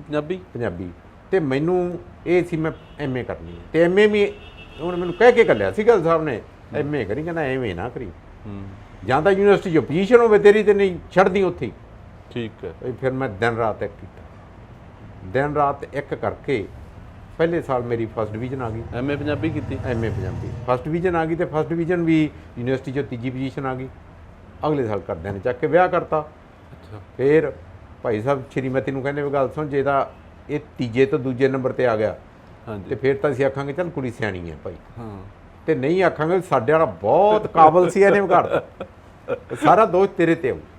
ਅਸੀਂ ਫਿਰ ਜੀ ਸਮਝ ਲਓ ਕਿਹੜਾ ਹਨੀਮੂਨ ਸਾਡਾ, ਸਾਰਾ ਦਿਨ ਕਿਤਾਬਾਂ 'ਚ, ਉਧਰ ਸਕੂਲ ਜਾਣਾ, ਆਣ ਕੇ ਕਿਤਾਬਾਂ ਤੇ, ਆਣ ਕੇ ਕਿਤਾਬਾਂ ਤੇ, ਮਤਲਬ ਇੰਨਾ ਪੜ੍ਹਿਆ। ਤੁਹਾਡੀ ਸ਼੍ਰੀਮਤੀ ਨੂੰ ਤਾਂ ਪਹਿਲਾਂ ਘਰੋਂ ਮਤਲਬ ਹੌਸਲਾ ਦਿੱਤਾ ਗਿਆ ਸੀ ਵੀ ਹਾਂ ਬਿਲਕੁਲ ਕਰਦੇ। ਸਾਡੇ ਆਏ ਨਹੀਂ ਨਾ ਕਹਿੰਦੇ ਸੀ ਆ ਜਾ ਗੋਹਾ ਕੂੜਾ ਕਰ, ਉਹ ਕਹਿੰਦੇ ਨਾਲੇ ਆਪ ਪੜ੍ਹਨ ਵਾਲੇ ਨੂੰ ਪੜ੍ਹਾ। ਠੀਕ। ਸ਼੍ਰੀਮਤੀ BA ਸੀ, ਉਹਨਾਂ ਨੇ MA ਕੀਤੀ, B.Ed ਕੀਤੀ। ਠੀਕ ਹੈ। ਮੈਂ MA ਕੀਤੀ, MA ਤੋਂ ਬਾਅਦ MPhil ਕੀਤੀ, PhD ਵਾਸਤੇ ਰਜਿਸਟਰਡ ਹੋ ਗਿਆ। ਉਹ ਫਿਰ ਇੱਕ ਦੋ ਥਾਵਾਂ ਤੇ ਮੇਰੇ ਯੂਨੀਵਰਸਿਟੀ ਨਾਲ ਸਿੰਘ ਫਸ ਗਏ, ਮੈਂ ਵਿੱਚੇ ਛੱਡਤੀ, ਉਹ ਜਮਾ ਖੀਰਤੇ ਆਣ ਕੇ ਛੱਡੀ ਹੈ PhD ਮੈਂ ਨਾ ਬਿਲਕੁਲ ਸਿਰੇ 'ਤੇ ਛੱਡੀ। ਅੱਛਾ। ਤੇ ਐਂ ਕਰਕੇ ਪੜ੍ਹਾਈ ਪੂਰੀ ਹੋ ਗਈ, ਨਾਲ ਨਾਲ ਮੈਂ ਲਿਖਦਾ ਰਿਹਾ। ਲਿਖਦਿਆਂ ਫਿਰ ਮੈਂ, ਕਿਉਂਕਿ ਬਰਜਿੰਦਰ ਸਿੰਘ ਉਹਨਾਂ ਨਾਲ ਮੇਰੇ ਉਹਨਾਂ 'ਚ ਚੰਗੇ ਸੰਬੰਧ ਹੁੰਦੇ ਸੀ ਜੀ, ਅਜੀਤ ਅਖਬਾਰ ਦੇ। ਹਾਂਜੀ, ਉਹ ਮੈਨੂੰ ਕਹਿੰਦੇ ਤੂੰ ਯਾਰ ਅਜੀਤ ਵਾਸਤੇ ਕੰਮ ਕਰ ਲੈ, ਕਿਉਂਕਿ ਮੈਂ ਵੱਡੇ ਸਭ ਸਿੰਘ ਹਮਦਰਦ ਸਾਹਿਬ ਉਹਨਾਂ ਕੋਲ ਜਾਂਦਾ ਰਹਿੰਦਾ ਸੀ। ਠੀਕ। ਹੋਰ ਵੀ ਸੱਜਣ ਸੀ ਜਿਹੜੇ ਉੱਥੇ ਮੈਨੂੰ ਜਾਣਦੇ ਸੀ। ਉਹ ਕਹਿੰਦੇ ਤੂੰ ਇਹ ਸਾਂਝ ਫਿਰ ਲਿਖਣ ਕਰਕੇ ਪੈ ਗਈ ਹੋਣੀ। ਹਾਂ, ਫਿਰ ਲਿਖਣ ਕਰਕੇ ਜ਼ਿਆਦਾ ਵੱਧ ਗਈ। ਪਹਿਲਾਂ ਮੈਂ ਅਸਲ ਵਿੱਚ ਕਿਸੇ ਹੋਰ ਅਖਬਾਰ 'ਚ ਗਿਆ ਸੀ, ਉੱਥੇ ਉਹਨਾਂ ਨੇ ਮੈਨੂੰ ਪਹਿਲਾਂ ਕਿਹਾ ਸੀ ਵੀ ਤੁਸੀਂ ਸਾਡੇ ਵਾਸਤੇ ਫੀਚਰ ਲਿਖੋ। ਠੀਕ। ਫੀਚਰ ਵੱਡਾ ਹੋਵੇ ਅਤੇ ਖਿਡਾਰੀਆਂ ਦੀਆਂ ਪਤਨੀਆਂ ਨਾਲ ਮੁਲਾਕਾਤ ਕਰੋ। ਤੁਸੀਂ ਵੀ ਖਿਡਾਰੀਆਂ ਨਾਲ ਤਾਂ ਸਾਰੇ ਕਰੀ ਜਾਂਦੇ। ਮੈਂ ਉਹ ਖਿਡਾਰੀਆਂ ਦੀਆਂ ਪਤਨੀਆਂ ਨਾਲ ਮੁਲਾਕਾਤ ਕਰਦਾ ਅਤੇ 7-8 ਖਿਡਾਰੀਆਂ ਦੀ, ਕਿਉਂਕਿ ਦੂਰ ਜਾਣਾ ਪੈਂਦਾ ਸੀ, ਪੈਸੇ ਵੀ ਜੇਬ 'ਚ ਸੂਤ ਹੀ ਹੁੰਦੇ ਸੀ। ਅੱਛਾ। ਕਦੇ ਕਿਸੇ ਦਾ ਮੋਟਰਸਾਈਕਲ ਮੰਗਣਾ ਨਹੀਂ, ਬੱਸ 'ਤੇ ਜਾਣਾ, ਅਤੇ 7-8 ਖਿਡਾਰੀਆਂ ਦੀਆਂ ਮੈਂ ਕਰਕੇ ਨਾ ਇੰਟਰਵਿਊਜ਼। ਹਾਂਜੀ। ਨਾਲ ਇੱਥੇ ਹੁੰਦੇ ਸੀ ਆਤਮਾ ਸਿੰਘ ਜੀ ਔਲਖ, ਉਹ ਥਰਮਲ 'ਚ ਫੋਟੋਗ੍ਰਾਫਰ ਸੀ, ਉਹਨਾਂ ਵਿਚਾਰਿਆਂ ਨੂੰ ਨਾਲ ਲੈ ਕੇ ਜਾਣਾ। PRO ਵੀ ਹੁੰਦੇ ਸੀ ਸ਼ਾਇਦ। ਹਾਂਜੀ। ਉਹ ਕਿਉਂ ਔਲਖ? ਨਹੀਂ PRO ਨਹੀਂ, ਉਹ ਤਾਂ ਔਲਖ ਸੀ। ਇਹ ਉੱਥੇ ਫੋਟੋਗ੍ਰਾਫਰ ਸੀ। ਅੱਛਾ। ਇਹ ਹੋਰ ਤੇ ਉਹ ਅਸੀਂ ਜੋ 7-8 ਮੈਂ ਕਰਕੇ ਗਿਆ ਉੱਥੇ, ਤੇ ਜਿਹੜਾ ਉਹ ਬੰਦਾ ਸੀ ਜਿਹਨੇ ਮੈਨੂੰ ਆਖਿਆ ਸੀ, ਉਹ ਉਦੋਂ ਛੁੱਟੀ 'ਤੇ ਸੀ। ਠੀਕ ਹੈ। ਜਿਹੜਾ ਅਗਲਾ ਬੰਦਾ ਉੱਥੇ ਬੈਠਾ ਸੀ ਸਬ ਐਡੀਟਰ, ਨਹੀਂ ਕਹਿੰਦਾ ਅਸੀਂ ਤਾਂ ਇੱਕ ਜਾਂ ਵੱਧ ਤੋਂ ਵੱਧ 2 ਲਾਵਾਂਗੇ, ਤੇ ਅਸੀਂ ਹੋਰ ਨਾ ਤੋਂ ਵੀ ਲਿਖਾਉਣਾ। ਜਿਹੜਾ ਹੋਰ ਅਖਬਾਰ ਦੀ ਗੱਲ ਹੋਰ ਕੋਈ ਬੰਦਾ ਸੀ ਉਹ, ਕਿਉਂਕਿ ਸਿੱਧੀ ਗੱਲ ਸੀ, ਆਪਾਂ ਤੂੰ ਜਾਣਦੇ ਹੀ ਹੈ, ਨਾ ਮੈਂ ਖਾਂਦਾ ਸੀ, ਨਾ ਖਾਉਂਦਾ ਸੀ, ਨਾ ਪੀਂਦਾ ਸੀ, ਨਾ ਪਿਆਉਂਦਾ ਸੀ। ਉੱਥੇ ਇਹੋ ਜਿਹੇ ਬੰਦੇ ਹੁੰਦੇ ਆ। ਮੈਂ ਜੀ ਉੱਥੋਂ ਉਹਨੂੰ ਕਿਹਾ ਵੀ ਲਿਆ ਫੜਾ, ਡਾਕ ਰਹੀ ਮੈਂ ਫੋਟੋ ਘੱਲੀਆਂ ਸੀ, ਮੈਂ ਇਹ ਵੀ ਫੜਾ ਦੇ। ਕਹਿੰਦਾ ਇਹ ਤਾਂ ਲਾ ਦੇਗਾ। ਨਾ ਮੈਂ ਕੁਛ ਨਹੀਂ ਲਾਉਣਾ, ਹੁਣ ਤੁਸੀਂ ਤੁਹਾਡੇ ਵਾਸਤੇ ਇੱਕ ਵੀ ਆਰਟੀਕਲ ਚੱਕ ਲਿਆ ਮੈਂ ਉੱਥੋਂ। ਮੈਨੂੰ ਕਹਿੰਦੇ ਅਸੀਂ ਪੈਸੇ ਦਿੰਦੇ, ਹੋਰ ਕਿੰਨੇ ਪੈਸੇ ਨਹੀਂ ਦਿੰਦੇ, ਨਾ ਦੇਣ। ਪੈਸਿਆਂ ਦਾ ਤਾਂ ਮਸਲਾ ਹੀ ਨਹੀਂ ਮਾਏ, ਇਹ ਤਾਂ ਮਸਲਾ ਤਾਂ ਹੋਰ ਹੈ। ਮੈਂ ਜੀ ਚੱਕ ਕੇ ਭਾਜੀ ਕੋਲ ਗਿਆ। ਭਾਜੀ ਕਹਿੰਦੇ ਵੀ 6 ਮਹੀਨੇ ਘੱਟੋ ਘੱਟ ਲਿਖਣਾ ਪਊ। ਮੈਂ ਕਿਹਾ ਕੋਈ ਨਹੀਂ, ਲਿਖ ਲਾਂਗੇ। ਠੀਕ ਹੈ। ਉਹ 7 ਮੈਨੂੰ ਫੜਾਤੇ। ਫਿਰ ਬਸ ਚੱਲ ਸੋ ਚੱਲ। ਫਿਰ 3 ਸਾਲਾਂ ਪਿੱਛੋਂ, ਕਿਉਂਕਿ ਉਦੋਂ ਪਹਿਲਾਂ ਅਜੀਤ ਦੇ ਵਿੱਚ ਕੋਈ ਇਹ ਨਹੀਂ ਚੱਲਦਾ ਸੀਗਾ, ਖੇਡਾਂ ਦਾ ਕੁਝ ਨਹੀਂ ਚੱਲਦਾ ਸੀ। ਅਜੀਤ 'ਚ ਪਹਿਲਾਂ ਖੁੰਡ ਚਰਚਾ ਤਾਂ ਨਹੀਂ ਸ਼ੁਰੂ ਹੋਈ ਸੀ? ਨਹੀਂ, ਪਹਿਲਾਂ ਅਜੀਤ 'ਚ ਪਹਿਲਾਂ ਸਭ ਤੋਂ ਮੇਰੇ ਮਾਹੀ ਦੀ ਚਰਚਾ ਗਲੀ ਉਹ ਸ਼ੁਰੂ ਹੋਈ ਸੀ। ਅੱਛਾ। ਉਹ 3 ਸਾਲ ਫਿਰ ਇਹ ਚੱਲਿਆ। ਉਹਦੇ 'ਚ ਕੀ ਸੀਗਾ? ਉਹਦੇ 'ਚ ਖਿਡਾਰੀਆਂ ਦੀਆਂ ਪਤਨੀਆਂ ਨਾਲ ਮੁਲਾਕਾਤ। ਅੱਛਾ, ਮੇਰੇ ਮਾਹੀ ਦੀ ਗੱਲ। ਹਾਂ, ਠੀਕ। ਉਹ ਚੰਨ ਮਾਹੀ ਦੀਆਂ ਬਾਤਾਂ ਨਾਂ ਨਾਲ ਕਿਤਾਬ ਵੀ ਛਪੀ ਸੀ, ਹੁਣ ਤਾਂ ਹੈ ਨਹੀਂ ਕੋਈ, ਉਹ ਇੱਕ ਵੀ ਕਾਪੀ ਹੈ ਨਹੀਂ ਆਪਣੇ ਕੋਲ। ਠੀਕ। ਫਿਰ ਉੱਥੋਂ ਖੁੰਡ ਚਰਚਾ ਸ਼ੁਰੂ ਹੋ ਗਿਆ। ਇਹ ਖੁੰਡ ਚਰਚਾ ਦਾ ਵਿਚਾਰ ਫਿਰ ਕਿਵੇਂ ਆ ਗਿਆ? ਇਹ ਅਸਲ ਵਿੱਚ ਗੱਲ ਇਹ ਸੀ, ਮੇਰੇ ਅੰਦਰ ਭਰਿਆ ਪਿਆ ਸੀ ਜੋ ਕਿਸਾਨ ਮਜ਼ਦੂਰ ਨਾਲ ਧੱਕਾ ਹੁੰਦਾ, ਉਹ ਧੱਕਾ ਸੀ ਜਿਹੜਾ ਉਹ ਮੇਰੇ ਅੰਦਰ ਨੂੰ ਜਿਵੇਂ ਹੁੰਦਾ ਵੀ ਬਾਹਰ ਆਉਣ ਨੂੰ ਤਿਆਰ ਹੋਇਆ ਖੜਾ। ਪਲੇਟਫਾਰਮ ਨਹੀਂ ਸੀਗਾ ਨਾ, ਤਾਂ ਮੈਨੂੰ ਐਂ ਲੱਗਦਾ ਸੀ ਵੀ ਕਹਾਣੀ ਰਹੀ ਆ ਸਕਦਾ, ਨਾ ਨਾਵਲ ਰਹੀ ਆ ਸਕਦਾ। ਤੇ ਉਹਨਾਂ ਦਿਨਾਂ 'ਚ ਮੈਂ ਕਿਤਾਬਾਂ ਇਹ ਜਿਹੀਆਂ ਹੀ ਪੜ੍ਹਦਾ ਸੀਗਾ, ਰਸੂਲ ਹਮਜ਼ਾ ਤੋਬ ਦੀ, ਮੇਰਾ ਦਾਗਿਸਤਾਨ ਵਗੈਰਾ ਪੜ੍ਹੀ। ਮੈਨੂੰ ਐਂ ਲੱਗਾ ਬਈ ਆਪਾਂ ਕੁਝ ਵੱਖਰਾ ਹੀ ਕਰਾਂਗੇ। ਠੀਕ ਹੈ। ਫਿਰ ਮੈਂ ਜਿੰਨਾ ਕੁਝ ਕੀਤਾ ਖੁੰਡ ਚਰਚਾ ਤੋਂ ਲੈ ਕੇ, ਉਹ ਬਿਲਕੁਲ ਵੱਖਰਾ ਸੀ। ਲੋਕਾਂ ਨੇ ਵੀ, ਮੈਂ ਇਹ ਨਹੀਂ ਕਹਿੰਦਾ ਕਿ ਇਹਨੇ ਹੋਰ ਨਹੀਂ ਉਹ ਜਿਹਾ ਲਿਖਿਆ ਹੋਣਾ ਸਭ ਨੇ, ਪਰ ਮੇਰਾ ਤਾਂ ਸਿੱਧਾ ਇੱਕੋ ਹੀ ਸੀ ਨਾ ਕਿ ਜੋ ਕਿਸਾਨੀ ਮਜ਼ਦੂਰ ਜਾਂ ਇਹਨਾਂ ਨਿੱਕੇ ਲੋਕਾਂ ਨਾਲ ਜੋ ਧੱਕਾ ਹੋ ਰਿਹਾ ਤੇ ਕਿਵੇਂ ਕੰਪਨੀਆਂ ਕਰਦੀਆਂ। ਅਸਲ ਵਿੱਚ ਕੰਪਨੀਆਂ ਦੀ ਚਾਲ ਨੂੰ ਫੜਨ ਵਾਲਾ ਪਹਿਲਾ ਬੰਦਾ ਮੈਂ ਸੀ। ਠੀਕ ਹੈ। ਇਸ ਕਰਕੇ ਮੈਨੂੰ ਕੰਪਨੀਆਂ ਨੇ ਕੋਸ਼ਿਸ਼ ਕੀਤੀ ਹਰ ਥਾਂ ਤੋਂ ਖੇਡਣ ਦੀ। ਐਂ ਨਹੀਂ ਉਹ ਸਿੱਧਾ ਨਹੀਂ ਅਟੈਕ ਕਰਦੇ ਹੁੰਦੇ, ਟੇਢਾ ਕਰਦੇ। ਪਰ ਜਿਵੇਂ ਸੰਧੂ ਸਾਹਿਬ, ਠੀਕ ਹੈ, ਤੁਸੀਂ ਬਹੁਤ ਸੋਹਣਾ ਲਿਖਿਆ, ਆਰਟੀਕਲ ਲਿਖੇ, ਖੁੰਡ ਚਰਚਾ ਲਿਖੀ, ਬਹੁਤ ਪ੍ਰਸਿੱਧੀ ਵੀ ਖੱਟੀ, ਬਹੁਤ ਨਾਮ ਨਾ ਖੱਟਿਆ। ਬਟ ਜਿਵੇਂ ਆਪਾਂ ਸਮਾਜ 'ਚ, ਜਿਹੜੇ ਸਮਾਜ 'ਚ ਅਸੀਂ ਰਹਿੰਦੇ ਹਾਂ, ਇਹ ਸਮਾਜ ਦੇ ਵਿੱਚ ਪੱਤਰਕਾਰ ਦੀ, ਜਿਵੇਂ ਆਪਾਂ ਕਹਿੰਦੇ ਨੇ, ਪੱਤਰਕਾਰ ਦੀ ਟੌਰ ਹੀ ਵੱਖਰੀ ਹੁੰਦੀ ਹੈ। ਤੁਸੀਂ ਪੱਤਰਕਾਰੀ ਦੇ ਖੇਤਰ 'ਚ ਸੀਗੇ ਵੀ ਤੇ ਨਹੀਂ ਵੀ, ਉਹ ਕੀ ਕਾਰਨ ਸੀ ਫਿਰ ਪੱਤਰਕਾਰੀ ਦੇ ਖੇਤਰ 'ਚ ਪੂਰੀ ਤਰ੍ਹਾਂ ਕਿਉਂ ਨਹੀਂ ਆ ਸਕੇ ਕਦੇ? ਉਹਦਾ ਕਾਰਨ ਸੀ ਕਿ ਮੈਂ 3-4 ਵਾਰ ਹਾਂਜੀ ਸਰਦਾਰ ਬਰਜਿੰਦਰ ਸਿੰਘ ਹੁਣਾਂ ਕੋਲ ਗਿਆ। ਠੀਕ। ਮੈਨੂੰ ਕਹਿੰਦੇ ਵੀ ਤੈਨੂੰ ਸਟਾਫ ਰਿਪੋਰਟਰ ਲਾ ਦਈਏ। ਹਾਂਜੀ ਮੈਂ ਕਿਹਾ ਸੋਚੂੰਗਾ। ਉਹ ਉੱਥੇ ਅੰਦਰ ਮੇਰੇ ਮਿੱਤਰ ਬੈਠੇ ਬਹੁਤ ਸੀ। ਠੀਕ ਹੈ। ਉਹ ਇੱਕ ਮਿੱਤਰ ਮੈਨੂੰ ਕਹਿੰਦਾ ਵੀ ਇਹ ਗੱਲ ਸੁਣ, ਸਟਾਫ ਰਿਪੋਰਟਰ ਲੱਗ ਜਾਏਗਾ ਜੇ ਤਾਂ ਪੈਸੇ ਚਾਰ ਬਣਾ ਲਏਗਾ ਫਿਰ ਤਾਂ ਸਟਾਫ ਰਿਪੋਰਟਰੀ ਦਾ ਕੋਈ ਹੈ ਫਾਇਦਾ, ਤੇ ਜੇ ਤੂੰ ਆਕੇ ਤਨਖਾਹ, ਤੇ ਮਿੱਤਰਾ 5 ਦਿਨ ਨਹੀਂ ਕੱਟਦੀ ਤਨਖਾਹ ਹੈ ਸਟਾਫ ਰਿਪੋਰਟਰ ਦੀ। ਉਹ ਹੁਣ ਤੁਸੀਂ ਵੱਧ ਜਾਣਦੇ ਇਹਨਾਂ ਗੱਲਾਂ ਨੂੰ ਕਿ ਅਖਬਾਰ ਕਿੰਨੀ ਕੁ ਸਟਾਫ ਰਿਪੋਰਟਰ ਨੂੰ ਤਨਖਾਹ ਦਿੰਦੇ ਆ। ਹਾਂਜੀ ਹਾਂਜੀ। ਮੈਂ ਕਿਹਾ ਵੀ ਚਲੋ ਫਿਰ ਨਹੀਂ, ਉਹ ਅੰਦਰ ਉਹ ਵਾਜਾਂ ਮਾਰੀ ਜਾਣ ਨੂੰ ਭੱਜਿਆ। ਅੱਛਾ ਵੀ ਛੱਡ। ਉਹ ਸਟਾਫ ਰਿਪੋਰਟਰੀ ਜਿਹੜੀ ਸੀ ਉਹ ਤਾਂ ਛੱਡੀ। ਜ਼ਿਲ੍ਹਾ ਇੰਚਾਰਜ ਨਹੀਂ ਬਣਨੇ। ਨਹੀਂ, ਬਸ ਇਸੇ ਗੱਲੋਂ ਭੱਜ ਗਿਆ ਮੈਂ ਕਿ ਮੈਂ ਤਨਖਾਹ ਨਹੀਂ ਵਾਲੀ ਇੱਥੋਂ ਹੋਣਾ ਨਹੀਂ। ਕਿਉਂਕਿ ਸਿੱਧੀ ਗੱਲ ਹੈ ਜੀ ਵੀ ਜਦੋਂ ਅਖਬਾਰ ਨੇ ਤੁਹਾਨੂੰ ਪੈਸਾ ਨਹੀਂ ਦੇਣਾ, ਕਮਾਉਣਾ ਤਾਂ ਅਖਬਾਰ ਨੇ ਹੈ ਨਾ। ਤੁਸੀਂ ਇਸ਼ਤਿਹਾਰ ਲੈ ਕੇ ਕਿਹਨੂੰ ਦਿੰਦੇ? ਅਖਬਾਰ ਨੂੰ ਦਿੰਦੇ। ਤੇ ਜੇ ਤੁਸੀਂ ਇਕੱਲੇ ਇਸ਼ਤਿਹਾਰਾਂ ਜੋਗੇ ਰਹਿ ਗਏ, ਮੈਂ ਹੁਣ ਸਾਹਿਤਕ ਪੱਤਰਕਾਰ ਸੀ, ਮੈਂ ਪੱਤਰਕਾਰ ਨਹੀਂ ਸੀ ਨਾ ਇਕੱਲਾ, ਸਾਹਿਤਕਾਰ ਸੀ। ਮੈਂ ਆਪਦੀਆਂ ਉਹ ਰਚਨਾਵਾਂ ਬਣਾਉਂਦਾ ਸੀ, ਨਾ ਕਿ ਇਕੱਲਾ ਇਹ ਸੀ ਕਿ ਮੈਂ ਇਕੱਲਾ ਮਤਲਬ ਇਹਦੇ ਵਾਸਤੇ ਖਬਰਾਂ ਵਾਸਤੇ। ਹਾਂ ਹੁਣ ਆਪਾਂ ਅੱਗੇ ਚੱਲੀਏ, ਜਿਵੇਂ ਕਿ ਨਾਲ ਨਾਲ ਤੁਹਾਡੇ ਮਤਲਬ ਅਧਿਆਪਕ ਸੀਗੇ, ਤੁਸੀਂ ਨੌਕਰੀ ਚੱਲ ਰਹੀ ਸੀ, ਨਾਲ ਨਾਲ ਤੁਹਾਡਾ ਅਖਬਾਰ ਦਾ ਅਜੀਤ ਅਖਬਾਰ 'ਚ ਖੁੰਡ ਚਰਚਾ ਜਾਂ ਹੋਰ ਆਰਟੀਕਲ ਤੁਸੀਂ ਲਿਖ ਰਹੇ ਸੀ। ਫਿਰ ਇਦੋਂ ਅੱਗੇ ਚੱਲ ਕੇ ਕੀ ਮਤਲਬ ਹੋਇਆ ਕਿ ਰਿਟਾਇਰ ਹੋ ਗਏ ਤੁਸੀਂ ਫਿਰ? ਹਾਂ, ਉਦੋਂ ਅਸਲ ਵਿੱਚ ਉਹ ਜਿਹੜਾ ਸੀ ਨਾ ਸਟਾਫ ਰਿਪੋਰਟਰੀ ਵਾਲਾ ਚੱਕਰ, ਉਹ ਰਿਟਾਇਰਮੈਂਟ ਦੇ ਨੇੜੇ ਹੀ ਸੀਗਾ। ਅੱਛਾ। ਮੈਂ ਜਦੋਂ ਉੱਥੋਂ ਭੱਜ ਆਇਆ, ਮੈਨੂੰ ਇੱਥੋਂ ਸੁਨੇਹੇ ਵੀ ਸ਼ਰਮਾ ਜੀ ਨੇ ਵੀ ਕਹੀ ਦਿੱਤੇ, ਉਹ ਆ ਯਾਰ ਤੂੰ ਆਉਂਦਾ ਨਹੀਂ, ਹੁਣ ਤਾਂ ਤੂੰ ਵਿਹਲਾ ਆਇਆ ਕਰ। ਮੈਂ ਨਹੀਂ ਸ਼ਰਮਾ ਜੀ, ਹਾਂਜੀ ਹੁਣ ਮੈਂ ਵਿਹਲਾ ਤਾਂ ਹੈਗਾ, ਪਰ ਮੈਂ ਕੰਮ ਹੋਰ ਕਰਨੇ ਚਾਹੁੰਦਾ। ਉਧਰੋਂ ਸੱਥ ਨਾਲ ਮੇਰਾ ਸੰਬੰਧ ਹੋ ਗਿਆ। ਸੱਥ ਵਾਲੇ ਕਹਿੰਦੇ ਵੀ ਕੰਮ ਬਹੁਤ ਵੱਡੇ ਪਏ ਐ, ਉਹ ਤੇਰੀ ਮਰਜ਼ੀ ਹੈ ਜੇ ਪੱਤਰਕਾਰੀ ਕਰਨੀ ਤਾਂ। ਪੱਤਰਕਾਰੀ 'ਚ ਮੈਂ ਆਲੇ ਦੁਆਲੇ ਵੇਖ ਹੀ ਰਿਹਾ ਸੀ। ਪੰਜਾਬੀ ਸੱਥ ਮਤਲਬ? ਹਾਂ, ਪੰਜਾਬੀ ਸੱਥ ਵਾਲਿਆਂ ਨਾਲ ਮੇਰੀ ਰਾਬਤਾ ਹੋ ਗਿਆ। ਉੱਥੋਂ ਕੋਈ ਮੈਨੂੰ ਪੈਸਾ ਨਹੀਂ ਮਿਲਣਾ ਸੀ, ਕੁਛ ਨਹੀਂ ਮਿਲਣਾ ਸੀ, ਪਰ ਕੰਮ ਸੀ ਇੱਕ ਸੇਵਾ ਦਾ, ਜਿਹੜੇ ਬਹੁਤ ਵੱਡੇ ਪੱਧਰ 'ਤੇ ਸੱਥ ਦੁਨੀਆ ਭਰ 'ਚ ਕਰ ਰਹੀ ਸੀ। ਮੈਂ ਚੱਲ ਆਪਾਂ ਇਹਨਾਂ ਨਾਲ ਕਰ ਲਓ। ਉਹਨਾਂ ਨੂੰ ਮੇਰੀ ਖੁੰਡ ਚਰਚਾ ਜਿਹੜੀ ਲਗਾਤਾਰ ਪਸੰਦ ਆ ਰਹੀ ਸੀ। 20 ਕੁ ਸਾਲ ਮੈਂ ਲਿਖੀ ਉਹ।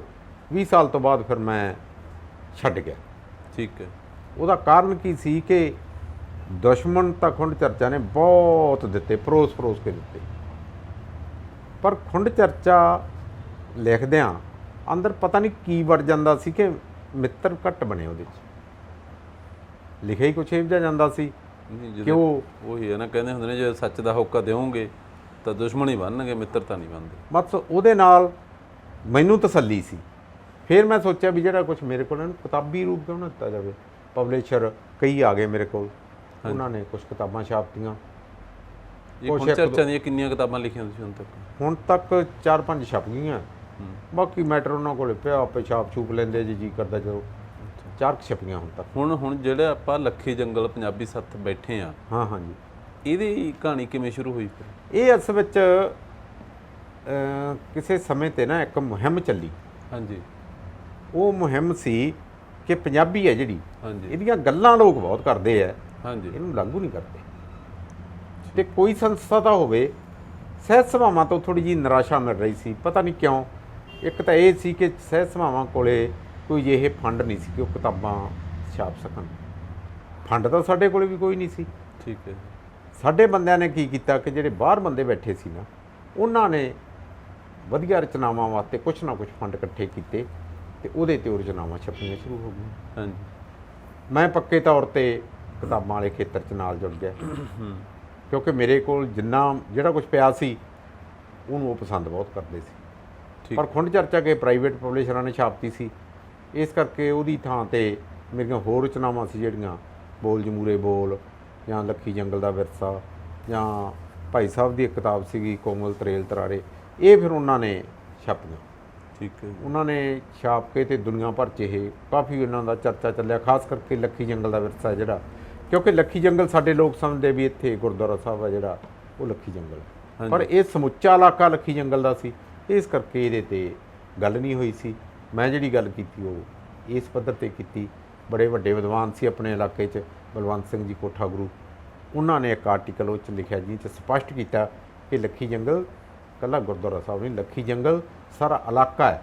ਤੇ ਗੁਰੂ ਸਾਹਿਬਾਨ ਨੇ ਜਿਹੜਾ ਜ਼ਿਕਰ ਕੀਤਾ ਨਾ, ਮੈਂ ਲੱਖੀ ਜੰਗਲ ਵੀ ਜਦੋਂ ਅਸੀਂ ਆਏ ਹਾਂ, ਉਹ ਲੱਖੀ ਜੰਗਲ ਦਾ ਮਤਲਬ ਇਕੱਲਾ ਗੁਰਦੁਆਰਾ ਸਾਹਿਬ ਦੀ ਗੱਲ ਨਹੀਂ ਉਹਨੇ ਕੀਤੀ, ਉਹ ਤਾਂ ਸਾਰੀ ਇੱਥੇ ਸਾਰੇ ਇਲਾਕੇ 'ਚ ਇੱਥੇ ਰਹੇ। ਇਸ ਗੱਲ ਨੇ ਥੋੜ੍ਹਾ ਇੱਧਰ ਜੋੜਤਾ। ਬਾਕੀ ਜਿਹੜੇ ਸੱਥ ਦੀਆਂ ਜਿਹੜੀਆਂ ਗੱਲਾਂ ਸੀ, ਹਾਂਜੀ ਸੱਥ ਮੁਨਾਫਾਖੋਰ ਨਹੀਂ ਹੈਗੀ, ਹਾਂਜੀ। ਨਾ ਇਹਨੂੰ ਕੋਈ ਮੁਨਾਫਾ ਹੈ।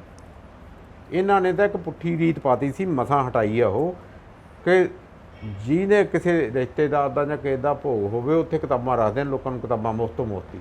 ਉਹ ਇੰਨੀਆਂ ਮੁਫਤ ਵੰਡੀਆਂ ਗਈਆਂ ਹਾਂਜੀ ਕਿ ਲੋਕ ਜਿਹੜੇ ਜਿਨ੍ਹਾਂ ਨੇ ਪੜ੍ਹਨੀ ਨਹੀਂ ਨਾ, ਖਾਮ ਖਾ ਲੈ ਜਾ ਵਿਰਧ ਮਾਈਆਂ ਜਿਨ੍ਹਾਂ ਨੂੰ ਪਤਾ ਹੀ ਨਹੀਂ ਇਹ ਕੀ ਹੈ, ਹਾਂਜੀ। ਉਹਨਾਂ ਨੇ 8-8 10 ਕਿਤਾਬਾਂ ਚੱਕਣੀਆਂ ਲੈ ਜਾਣੀਆਂ। ਠੀਕ ਮੈਂ ਉੱਥੇ ਬੇਨਤੀ ਵੀ ਕੀਤੀ, ਮੈਂ ਕਿਹਾ ਵੀ ਇਹ ਕੰਮ ਠੀਕ ਨਹੀਂ ਆਉਂਦਾ। ਮੁਫਤ ਵਾਲੀ ਚੀਜ਼ ਨੂੰ ਤਾਂ ਪੰਜਾਬੀ ਕਿੰਨਾ ਕੁ ਪੜ੍ਹਦੇ ਆ। ਹੁਣ ਤੁਸੀਂ ਲਓ, ਆ ਬਿਜਲੀ ਮੁਫਤ ਹੈ, ਹਾਂਜੀ ਜਿਹੜਾ ਹਾਲ ਬਿਜਲੀ ਦਾ ਪੰਜਾਬ 'ਚ ਹੋਇਆ, ਪੰਜਾਬ 'ਚ ਕੋਈ ਬਿਜਲੀ ਦੀ ਘਾਟ ਨਹੀਂ, ਮੁਫਤ ਦੀ ਘਾਟ ਹੈ। ਤੁਸੀਂ ਕਦੇ ਵੇਖਿਆ ਜੋ ਹਾਂਜੀ ਜਿੱਥੇ ਕੋਈ ਪਾਣੀ ਦੀ ਲੋੜ ਨਹੀਂ ਉੱਧਰ ਨੂੰ ਮੋਟਰ ਛੱਡੀ ਵੀ ਹੁੰਦੀ ਹੈ। ਇਹ ਮੁਫਤ ਵਾਲੀਆਂ ਚੀਜ਼ਾਂ ਦੀ ਅਸੀਂ ਇਸਤੇਮਾਲ ਇਹ ਵਜਾਈ ਕਰਦੇ ਹਾਂ। ਅਸੀਂ ਤਾਂ ਅਖਬਾਰ ਸਾਡੇ ਕੋਲ ਮੁਫਤ ਆ ਜੇ ਤੇ ਉਹਨੂੰ ਮੋੜ ਕੇ ਐਂ ਕਰਕੇ ਨਾ ਤੇ ਐਂ ਕੱਛ ਲਈ ਫਿਰਾਂਗੇ, ਨਾ ਪੜ੍ਹਗੇ ਨਾ ਪੜ੍ਹਨ ਦੇਈਏ। ਤੇ ਜਦੋਂ ਪੈਸੇ ਲੱਗੇ ਹੋਣ ਫਿਰ ਅਸੀਂ ਅਖੀਰਲਾ ਇਸ਼ਤਿਹਾਰ ਵੀ ਪੜ੍ਹ ਲੈਂਦੇ ਹਾਂ, ਜਿਹਨਾਂ ਸਾਡਾ ਕੋਈ ਸੰਬੰਧ ਨਹੀਂ ਹੁੰਦਾ। ਠੀਕ ਹੈ। ਇਹ ਜਿਹੜੀ ਜਿੱਥੇ ਆਪਾਂ ਬੈਠੇ ਹਾਂ ਹੁਣ, ਇਹ ਸਥਾਨ ਮਤਲਬ ਜਿਹੜਾ ਅਦਾਰਾ ਬਣਾਇਆ ਤੁਸੀਂ, ਇਹਨੂੰ ਆਪਾਂ ਮੈਂ ਦੁਕਾਨ ਨਹੀਂ ਕਹਾਂਗਾ, ਕਿਉਂਕਿ ਦੁਕਾਨ ਤਾਂ ਹੋਰ ਚੀਜ਼ ਹੁੰਦੀ ਹੈ। ਇਹ ਤਾਂ ਬਹੁਤ ਵੱਡੀ ਇੱਕ ਸੰਸਥਾ ਤੁਸੀਂ ਬਣਾਤੀ ਜਿੱਥੇ ਅਣਗਿਣਤ ਕਿਤਾਬਾਂ ਪਈਆਂ ਨੇ। ਮੈਂ ਦੇਖਿਆ ਕਿ ਹਰੇਕ ਤਰ੍ਹਾਂ ਦੀ, ਹਰੇਕ ਛੋਟੇ ਵੱਡੇ ਲੇਖਕ ਦੀ ਕਿਤਾਬ ਪਈ ਹੈ। ਇਹ ਸੰਗ੍ਰਹਿ ਤੁਸੀਂ ਬੜੀ ਮੁਸ਼ਕਲ ਨਾਲ ਇਕੱਠਾ ਕੀਤਾ ਹੋਣਾ। ਮੈਂ ਘੁਮੱਕੜ ਹਾਂ ਥੋੜ੍ਹਾ ਜਿਹਾ, ਹਾਂਜੀ। ਮੇਰੇ ਦੋਸਤ ਮਿੱਤਰ ਨਾਲ ਘੁੰਮਦੇ ਫਿਰਦੇ ਅਸੀਂ ਨਾ ਇੱਕ ਵਾਰੀ ਕੇਰਲਾ ਦੇ ਤ੍ਰਿਵੇਂਦਰਮ ਸ਼ਹਿਰ 'ਚ ਪਹੁੰਚ ਗਏ, ਜਿਹਨੂੰ ਥੀਰੂਵੰਤਾਪੁਰਮ ਵੀ ਕਹਿ ਦਿੰਦੇ ਆ। ਹਾਂਜੀ। ਉੱਥੇ ਇੱਕ ਮੇਰਾ ਦੋਸਤ ਸੀ, ਉਹਦੇ ਨਾਲ ਕਿਤਾਬਾਂ ਦੀ ਜਦੋਂ ਗੱਲ ਜਾਂ ਪੰਜਾਬ ਦੇ ਪੜ੍ਹਨ ਤੇ ਅਨਪੜ੍ਹਤਾ ਦੀ ਗੱਲ ਹੋਈ, ਉਹ ਕਹਿੰਦੇ ਵੀ ਤੁਹਾਡੀਆਂ ਮਾਈਆਂ ਬੀਬੀਆਂ ਕਿੰਨੀਆਂ ਕੁ ਪੜ੍ਹੀਆਂ। ਹਾਂਜੀ। ਅਸੀਂ ਆਖਿਆ ਸਾਡੇ ਕੋਲ, ਅਸੀਂ ਜਿਹੜੇ ਸੀ ਅਧਿਆਪਕ ਸੀ, ਸਾਡੇ ਘਰਾਣੀਆਂ ਜਾਂ ਸਰਵਿਸ ਕਰਦੀਆਂ ਸੀ ਜਾਂ ਪੜ੍ਹੀਆਂ ਲਿਖੀਆਂ ਸੀ। ਹਾਂਜੀ। ਉਹ ਕਹਿੰਦੇ ਨਹੀਂ, ਆਏ ਨਹੀਂ, ਇਹ ਗੱਲ ਨਹੀਂ, ਰੇਸ਼ੋ ਤੁਸੀਂ ਨਹੀਂ ਕਹਿੰਦੇ ਵੀ ਤੁਹਾਡੇ ਘਰੇ ਉਹਨਾਂ ਦੀਆਂ ਲਾਇਬ੍ਰੇਰੀਆਂ ਕਿੰਨੀਆਂ ਕੁ ਹੈ। ਅੱਛਾ। ਲਾਇਬ੍ਰੇਰੀ ਵੀ ਸਾਡੇ ਤਾਂ ਜੇ ਕੋਈ ਪੜ੍ਹਨ ਲੱਗ ਜੇ ਤਾਂ 700 ਦੀ ਅਣਕ ਹੱਥੋਂ ਕਿਤਾਬ ਖੋਲ੍ਹ ਲੈਂਦੀ ਹੈ ਵੀ ਆਹ ਕੀ ਕਰੀ ਜਾਂਦੀ ਹੈ, ਨਹੀਂ ਤੂੰ ਮਾੜਾ ਮੋਟਾ ਕੰਮ ਕਰ ਲਾ। ਹਾਂਜੀ। ਉਹ ਲਾਇਬ੍ਰੇਰੀ ਹੈ ਨਹੀਂ ਕੁਝ। ਉਹ ਕਹਿੰਦਾ ਫਿਰ ਪੰਜਾਬ ਤੇ ਲਾ ਲਓ ਜ਼ੋਰ ਸਾਰਾ, ਇਹ ਤਾਂ ਨਹੀਂ ਪੜ੍ਹਦਾ। ਮੈਂ ਕਿਹਾ ਨਹੀਂ ਯਾਰ, ਸਾਡੇ ਬੱਚੇ ਬਹੁਤ ਪੜ੍ਹਦੇ। ਕਹਿੰਦਾ ਕਿਹੜੇ ਪੜ੍ਹਦੇ ਆ? ਜਿਹੜੇ ਬਾਹਰ ਨੂੰ ਭੱਜਦੇ ਜਾ ਕੇ ਟਰੱਕ ਚਲਾਉਂਦੇ ਉੱਥੇ, ਉਹ ਪੜ੍ਹਦੇ। ਕੋਈ ਪੜ੍ਹਦੇ ਨਹੀਂ ਕਹਿੰਦਾ। ਉਹ ਪੜ੍ਹਾਈ ਕੀ ਹੁੰਦੀ ਹੈ? ਫਿਰ ਉਹਨੇ ਆਪਦਾ ਘਰ ਵਿਖਾਇਆ। ਘਰ ਦੇ 5 ਜੀ ਤੇ 5 ਦੀਆਂ ਨਾ 4 ਜੀ, 4 ਦੀਆਂ ਲਾਇਬ੍ਰੇਰੀਆਂ ਅੱਡੋ ਅੱਡ। ਹਰੇਕ ਦੇ ਕਮਰੇ 'ਚ ਕਿਤੇ 500 ਕਿਤਾਬ ਪਈ, ਕਿਤੇ 700 ਪਈ, ਕਿਤੇ 800 ਪਈ ਹੈ। ਅੱਛਾ। ਅਸੀਂ ਹਿੱਲ ਗਏ। ਉਹ ਕਹਿੰਦਾ ਵੀ ਬਠਿੰਡੇ 'ਚ ਕਿੰਨੀਆਂ ਕੁ ਦੁਕਾਨਾਂ ਕਿਤਾਬਾਂ ਦੀਆਂ? ਉਹਦੀ ਉਹ ਇੱਕ ਦੋ ਦੇ ਊਂ ਰੱਖੀਆਂ ਹੁੰਦੀਆਂ ਕਿਤਾਬਾਂ। ਕਹਿੰਦੇ ਫਿਰ ਤੁਸੀਂ ਕਾਹਦੇ ਪੜ੍ਹੇ ਲਿਖੇ ਆ? ਅੱਛਾ। ਕਿਤਾਬਾਂ ਰੱਖੋ। ਜੇ ਤੁਸੀਂ ਪੰਜਾਬ ਨੂੰ ਪੜ੍ਹਾਉਣਾ ਚਾਹੁੰਦੇ ਆ ਤਾਂ ਉਹਨੂੰ ਕਿਤਾਬਾਂ ਪੜ੍ਹਾਓ। ਮਾਈਆਂ ਬੀਬੀਆਂ ਦੀਆਂ ਲਾਇਬ੍ਰੇਰੀਆਂ ਬਣਾਉਣ ਦੀ ਕੋਸ਼ਿਸ਼ ਕਰੋ। ਠੀਕ ਹੈ।